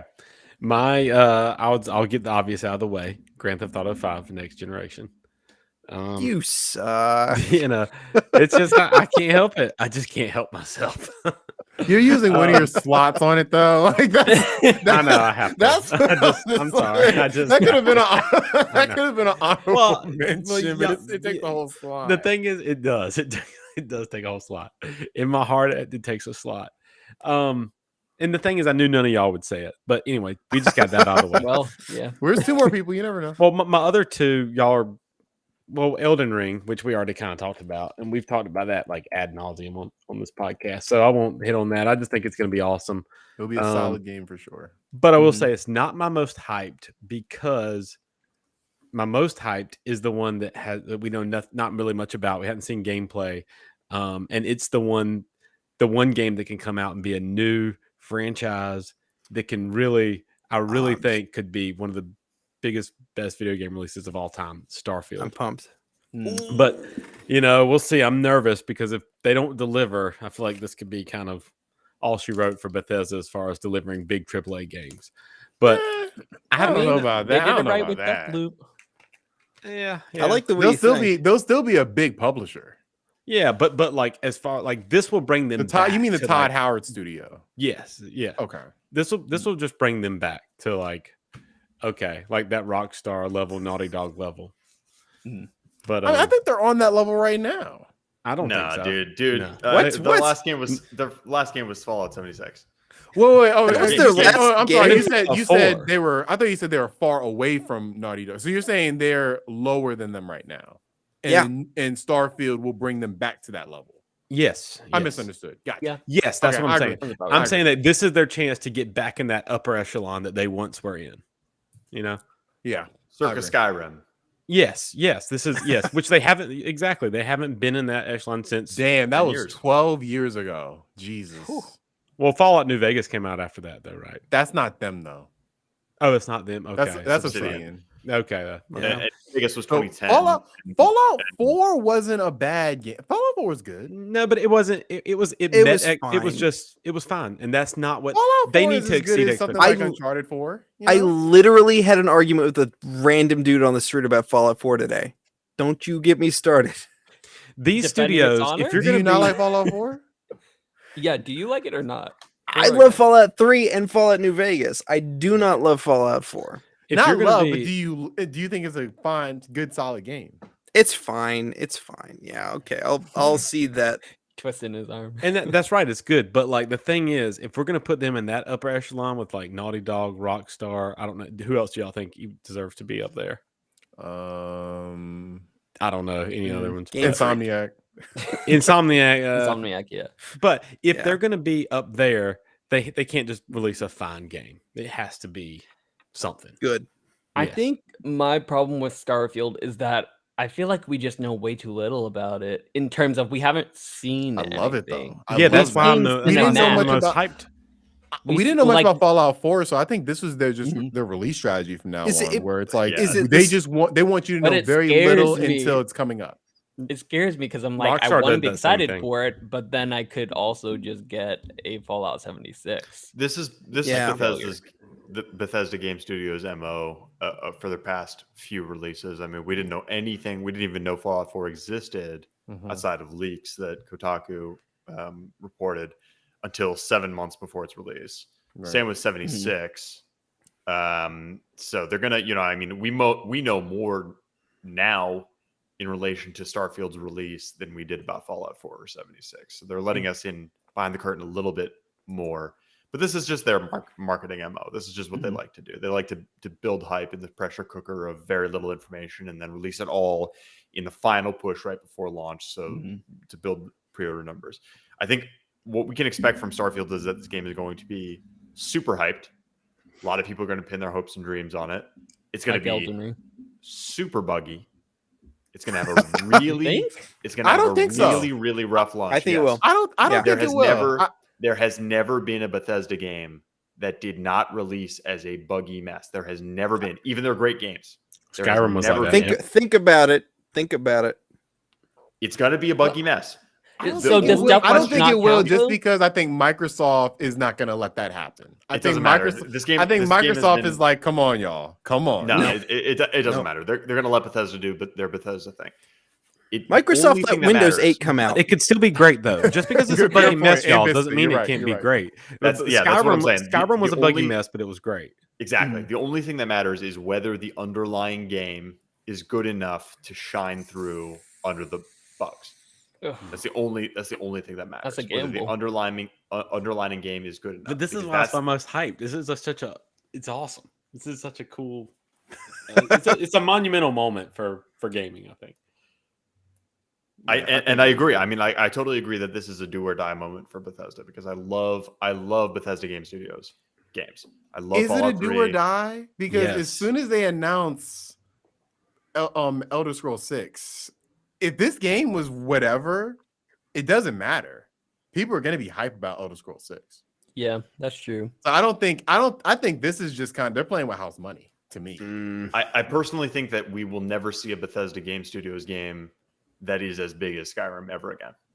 I think Very true. I think their games reached their zenith with that title. I don't think Elder Scrolls 6 will be as big as Skyrim. That's was. a shame, but you're And I probably think- right. It's I think part of it is because they have pissed away so much goodwill with the catastrophe that was Fallout 76 and pinning their name to that game.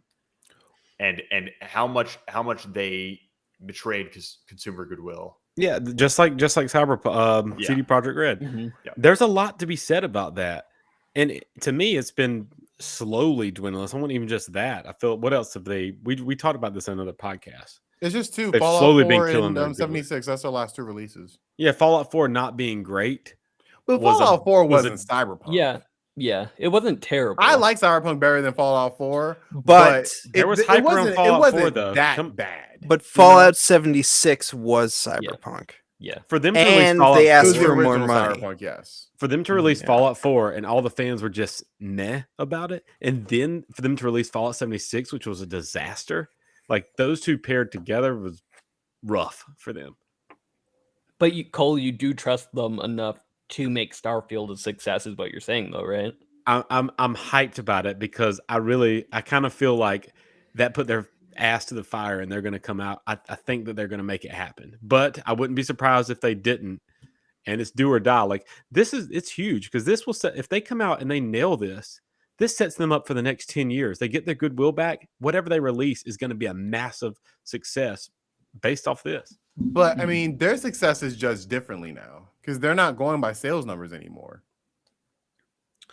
That's a big thing now. Like it doesn't really matter in terms of sales. Yeah, but because, well, the like, more popular the game, the more it would be success. Yeah, you I think that's why the goodwill and the reception of the game is even more important than anything else at this point because it's going to be day one Game Pass. Yeah. You know, and the And sales that's kinda numbers aren't going to scary. matter. What's going to matter is the word of mouth, whether people who subscribe to Game Pass download Four-star this review. game and play this game, and it drives subscriptions, Mhm. right? The sentiment matters even more than it did previously, I think. Yeah. So it's not a sales thing. I get you saying about the goodwill. The goodwill does matter a little more since people are just going to have access to it via Game Pass. So yeah, I agree. So those are, I mean, that's some pretty heavy hitter games right there. If we can get a good Mass Effect, like, you know, not a ripoff, but I would a good not Mass put it. Effect game. I'm not expecting that. That's what I hope for. That's my For that's what I Starfield, hope you hope for. it's like Mass Effect? I mean, like a good space epic, you know. I Because don't we think haven't it's had gonna one of be. those. Y'all, I it don't think just- it's gonna be that because The even No, at their no, best, their stories are not like like, Alfredo, even the we had a best good games space are epic. not the best, you know. We had two good space epics last year. We had Returnal and Metroid Dread. So. But y'all think here's the thing too. They're shooting. They're literally shooting for the stars because it's so hard to do a grand epic open world space game. Like that is hard. Mhm. Like I can't imagine them. I can't even just imagine them doing it successfully. What that even looks like. I don't expect a good story. Oh. I expect just Hey. a regular story from them because I don't play their games for their story ever. That you know what this That's fair. this reminds me. We need to do a special, or a Ben's book club or something about No Man's Sky. We Yeah, we do. we need to, I am we deep need into to No dig into Man's No Sky. Man's Sky. I'm a Yeah, big fan. Y'all, the reason I'm most hyped about this too, my last thing I'll say about it is this is the only game that has come out like this was Cyberpunk in 2020 was a game that was new. It was by a big studio, was hyped beyond belief, and it failed to deliver. So this is why we didn't have a game that even shot for the stars like this game is in 2021. Now that's why I'm so hyped for this game too. Like, can it do it? Is this gonna be unbelievable, or is it gonna be, because I feel if it's in the medium ground, people aren't gonna accept. They're gonna be upset. Or if it's a buggy mess, it's gonna be a disaster. But we haven't had an epic, big, really exciting, new, pushing the boundaries video game come out in a few years. We shall see. Nope. We shall see. Fingers crossed. Ben, what are your most hyped games of 2020? Two. Okay. First, I want to start with Weird West, which is a top-down Western fantasy game by a studio called Wolf Eye. Wolf Eye is a studio founded by Rafael Colantonio, who was the co-founder of Arcane Studios, who left after completing his most recent game, Prey 2017. So you guys know how much I love Prey. This is the next game by the chief creative mind behind Prey, and obviously there were a lot of people who worked on Prey and made it great. But I think Rafael Colantonio has a particular vision for the type of games that he likes to make, and I really like the types of games that he likes to make. So I'm going to check out Weird West for sure. I don't really know all that much about it. I'm trying not to dig too much into it because I want to be surprised and delighted. I think it's going to be rough around the edges. This is a brand new studio. But what I like about this game is that it is not a big AAA thing. This is part of the reason that he left Arcane is because he felt that you couldn't do proper justice to the kind of immersive sim ethos with the budget and sales expectations of games like Prey. Now, Ben, I want you to real quick explain to our beautiful audience what is so cool about top-down design games like this. Oh gosh, I don't know. It depends on what kind of angle you're taking. You're taking with this. Maybe you have an idea as to what's so cool about these that I don't. What is it? No. I want to hear your perspective. I think top-down design is the ultimate freedom. It's you get to choose something, you get to choose a topic, and then just work down mechanically from it. And I think that's so refreshing. This game looks awesome. I'm looking at the gameplay trailer. It looks really cool. Yeah, it does. Look I've cool. never even heard of this game. So I don't Yeah, know I exactly haven't what it's either. going to be in the end, but it definitely piques my interest. And to your point, Taylor, I think what's interesting about this is the freedom that is afforded to designers who are used to working in a first person perspective, used to working in a shooter milieu, working with the same tools in the immersive sim, like I said, the immersive sim toolbox to create something that harkens back to games more like the original Fallout, right? Where you are further away from the action, so more of it can be abstracted, and thus it can get deeper without exploding scope and cost, right? I think that's what the I think that's a sweet spot that they're trying to hit. So anyway, yeah, that's Good lord, that was worded very Nice. good, man. That was awesome. Very Yeah, well. yeah, I'm great. very Beautiful. curious about it. This could be a sleeper game of the year. Honestly, it looks incredible. If it's good, yeah, I really hope it's good. It looks like it's being published by Devolver Digital as well. Yeah, that's right. That's right. Cool. My next one. Oh my god! I hope this game comes out in 2022 because if it doesn't, I will lose my shit. My next one is System Shock Remake.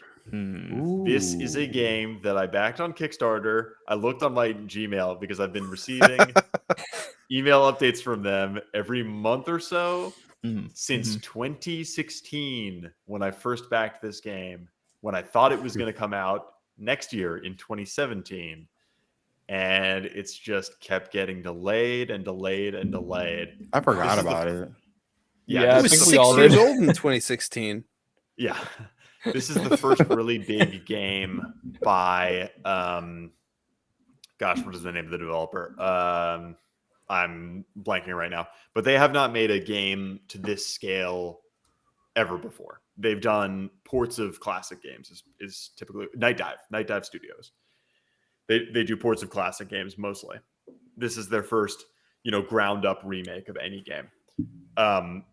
So yeah, I'm super pumped for this game. I love System Shock as a world. Obviously, I love the Shock games. They're some of the, especially BioShock. There's some of the reasons that I got into games. I love System Shock 2. I think System Shock 2 is a fantastic game. I think everyone should play it. It's just a foundational game. But System Shock 1 is not so playable now. System Shock 2 is rough around the edges. It's old. I mean, it's from 1999. But the original System Shock feels like it's from a different era, whereas System Shock 2 feels like it's ahead of its time. It's carving out what games would become. And if you've played BioShock, System Shock 2 is going to feel very familiar to you, whereas the original System Shock doesn't. So I'm hoping that they can translate what's fantastic about System Shock into a much more palatable and modern framework without losing the peculiarities that make this game unique and genre defining. So yeah, I'm super excited for System Shock Remake, and I hope to God that this actually finally comes out because I'm so sick of waiting for this game. I might have had a fever dream, but was there a demo for this? There's been like 3 demos. I played something at somebody's house on somebody's PC, and I remember I was like, I really want this to come out. I like to say that was like 2016 when I played that demo. It was a long time ago. That was when the original demo, the original Unity demo, came out in 2016. That makes sense. When the Kickstarter launched, they released an Unreal demo a year or 2 ago, maybe 3 years ago actually, because they switched engines. Yeah, there's been a few demos. They've had a lot of development trouble, but I'm hoping that it all comes together in the end. They're really taking their time. Kudos to them. They're really taking their time, and so I hope that means that the final product that we get, is worthy of the name. I hope so. all too. that Looking comes with forward that. to it.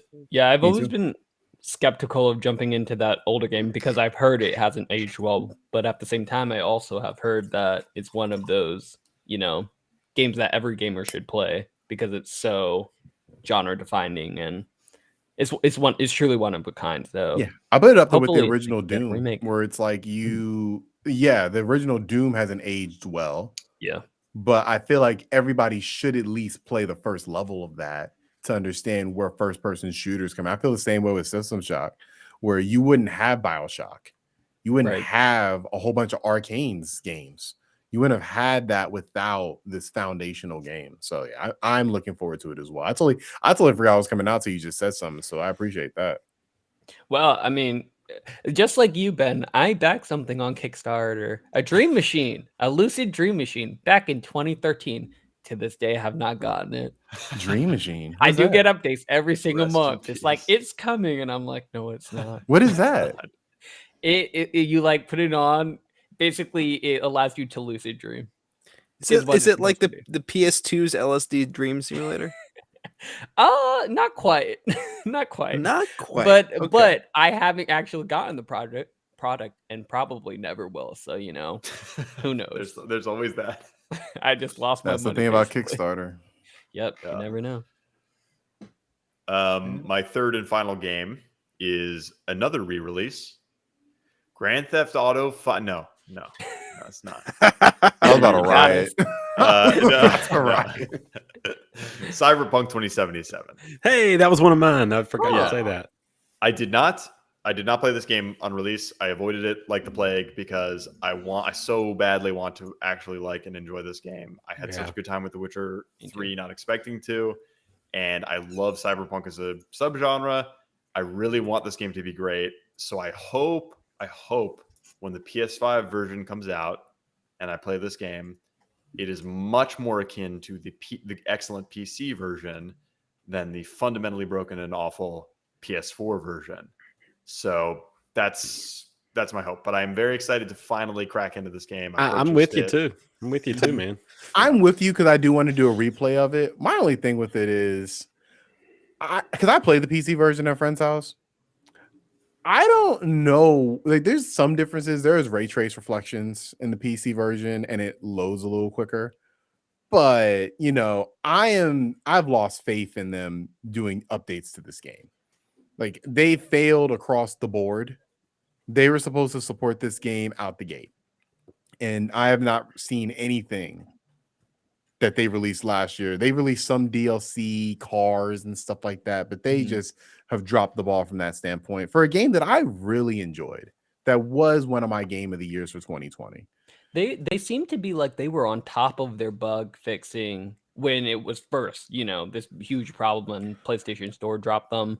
I mean, there are so And many bugs. The fact that it was even like Game Awards nominee for, I forgot for what category, but it was a nominee for best like RPG or something like that. It leads me to believe that the game has gotten to a better state, maybe specifically for PCs where they can push out those bug fixes a little bit better. So it leads me to believe that hopefully it's coming sooner rather than later, and that they are continually making improvements, so much that when we do get the PS5 and Xbox Series X version, then it'll be a lot better, and hopefully will be the game that Ben dreams of playing.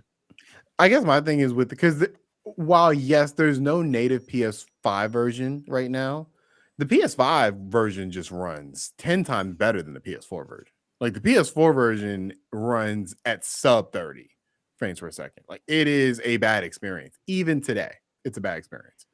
The PS5 version runs at 60 frames, looks great to me, and I just am curious as to, because it does look a little worse than the PC version, but only a little bit, not that much. So I am very curious as to, because it's been y'all been working on this for a year and some change on an update. Like, it cannot just be y'all adding ray tracing. And I'm very curious as to what they are going to add to this, because right now it feels like they kind of just abandoned it.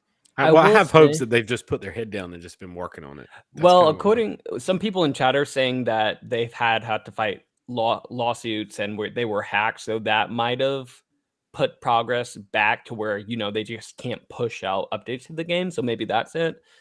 But hopefully, I we'll would get some sort I would of update. expect just understanding how development works, I would expect that it's something more akin to, we need to get this game in a proper state before we have another release. If we have another banner release and the game is fundamentally broken, we cannot withstand that. The reputation of this game cannot withstand that. We have to, at the cost of everything, including time, we need to take our time and fix what's here before we, put more marketing dollars behind Cyberpunk is back. Here it is on PS5 and Xbox Series X, the way it should have been from the beginning. What I hope that they see the opportunity for, and there definitely is an opportunity here. They've squandered a lot of goodwill, the same way that Bethesda has, the same way that Hello Games did. There is an opportunity to claw it back. If the PS5 and Xbox Series X version is good, if they can at least fix the PS4 and Xbox One version so that it's not unplayable, right, over time, if they can offer free DLC, if they can support the game after having fixed it, I think they can claw it back. But what I'm seeing right now is an additional year of development time while the game is live. The game launched in alpha state in all but name. Yeah. Right. Yep. Basically. And now they're still developing it. Yep. When the game launches on PS5 and Xbox Series X, that's 1.0. Yep. Again, in all but name. Yep. And they did it the wrong way. They should have just held the game for another year. But it's not, all is not lost, despite how dark it looks right now for CD Projekt Red. So what I'm hoping is that they're doing the wise thing, and that they're taking their time. They're putting out the patches and the hot fixes that they can afford to in the time that they have, while also working on more fundamental improvements. So what I'm hoping is that sometime around the middle of the year we get the PS5 version and I play it, and this is what Cyberpunk was. It should have been. This is what the hype was for. So I this is why I've been holding off on playing it, even though I was very hyped for the game. Hey, and I'll say this may be in our game of the year discussion for 2022. I'm looking forward to playing it again. Definitely so might be, yeah. Well said, Ben. So last and certainly not least, Alfredo. Yeah. So for me, my most hyped games, I'm going to start with the game that Thomas had mentioned was in his honorable mentions category, and that is the dumbest name ever, Triangle Strategy, which is that. It's not dumb. Really? You're going to sit up here and tell me a game called Triangle Strategy isn't dumb? We all relate to triangles, They even had the name Project Triangle Strategy. This was not supposed to be the name of the game. And then it just became such a meme that they were like, okay, now it's Triangle Strategy. But Have I told you how I feel about these games? I always wish this was somehow linked in the Final Fantasy world. Like I thought like Final that, Fantasy Tactics ish. Yeah, I thought that Project Octopath Traveler was going to be Final Fantasy something. Mm-hmm. But I thought it was just a project name. It's like, oh no, it's just Octopath Traveler. Because Triangle Strategy. Talk about the biggest like disappointment ever. It seems like a better version of Octopath Traveler, thankfully, because what I was so disappointed with that game was obviously beautiful art style immediately drew you in, and the battle system is good as well. But the problem was that the stories were so segmented and disjointed from each other. Like literally you would go into one story and you had a party of 4 at that time, and they would just pretend, oh no, you've never actually been traveling with this 3 other people. It's only ever been this one character and this one character story. And nope, they don't exist in the cutscenes. So now it seems like they are doing it where, okay, they're going to actually have an overarching story. They're going to have a full parties, full characters. They're doing it the traditional JRPG way. And they're also doing a really cool thing where they're making some sort of branching choices pathway where every decision affects kind of where you will go in the story, kind of like Detroit Becoming Human and Quantic Dreams' games, kind of like that. Telltale's games, but the choices actually matter. We will see if they do. But I'm really excited to get another hopefully really, really good JRPG in the art style of Octopath Traveler because it was one of my favorite games aside from the disjointed storyline. So I'm very excited for that. Me too. My second game, continuing the tradition of terrible naming conventions. My second game is Stranger of Paradise, Final Fantasy Origins, which is that weird Dark Souls Final Fantasy game is as best as you can describe it. So everyone thought this would be a terrible idea, thought it would play terribly, but I played the demo. 2 demos have come out so far, and the game is actually good to everyone's surprise, especially mine. The way that they incorporated Final Fantasy classes into this game, it astounded me how well it worked. The different classes, thief, lancer, dragoon, mage, they all feel distinct and very, very good. It doesn't feel stagnant. It feels exciting. It feels like a Final Fantasy game. And what's really cool as well is that they had basically said that, oh, you can do co-op. And with co-op in these games is that each of the classes feel very, very distinct. So you can have your traditional Final Fantasy party of, I'm going to be the thief, you can be the tank or warrior, and you can be the mage. And it actually feels good. And the costumes look rad as hell. So it's just looking like it's going to be a really, really good game that you can defeat chaos with your friends with, and I'm excited for it. So that's my second game. And then my last game is not a weird game. Well, in name. It's my last game is Sifu, which is the PlayStation exclusive game that comes out, I'm going to say in January, the middle of January or the beginning I think of it's March, January. actually. Is it? It's one of the two. Either way, we don't have to wait very soon for this game. It's basically a martial arts fighting game. A la, February. from what we've seen, it looks very, very similar to Daredevil, the Netflix show, what you would expect out of that game, where you're just kicking ass as a kung fu martial artist and you are having loads of fun doing it. And I'm a sucker for anything martial arts because I grew up on those types of movies, anything samurai, anything martial arts with Bruce Lee, all of that jazz, like I am in.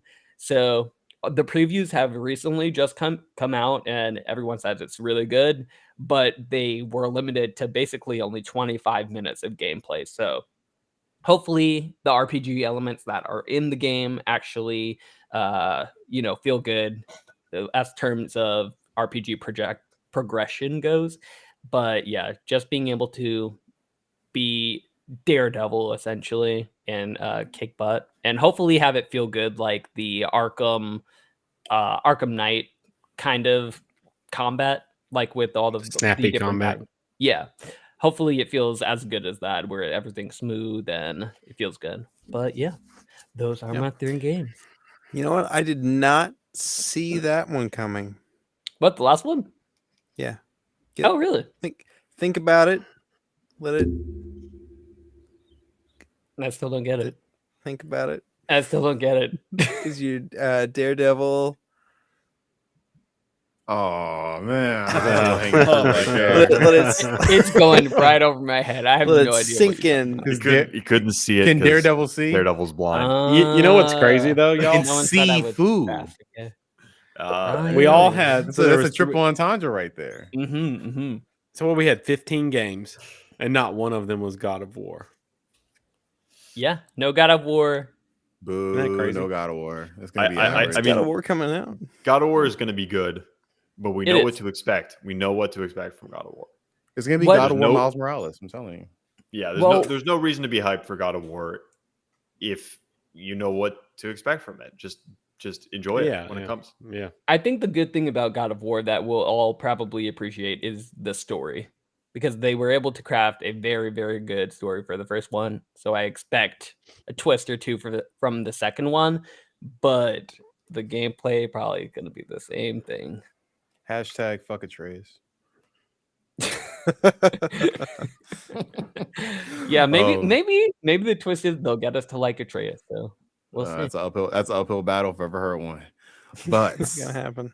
This has been the Dukes of Gaming podcast. Again, thank you for our listeners. We see Matthew in the chat. Thank you, Matthew, for listening and commenting. Anybody else who's listening, we want to thank you for showing us some support. Again, you can leave a like, comment, or review on YouTube when we post it. We post this on every podcast service. If you have any questions you want to mail in, we have a mailbag we can do. Just email us at therealdukesofgaming@gmail.com to have your question read live on air. Hit the bell as well on YouTube to get notifications when we release. And we will be back next week with another round of topics for gaming. So make sure you start your week right with the Dukes of Gaming. And if there's nothing else, I bid thee farewell. Out of here.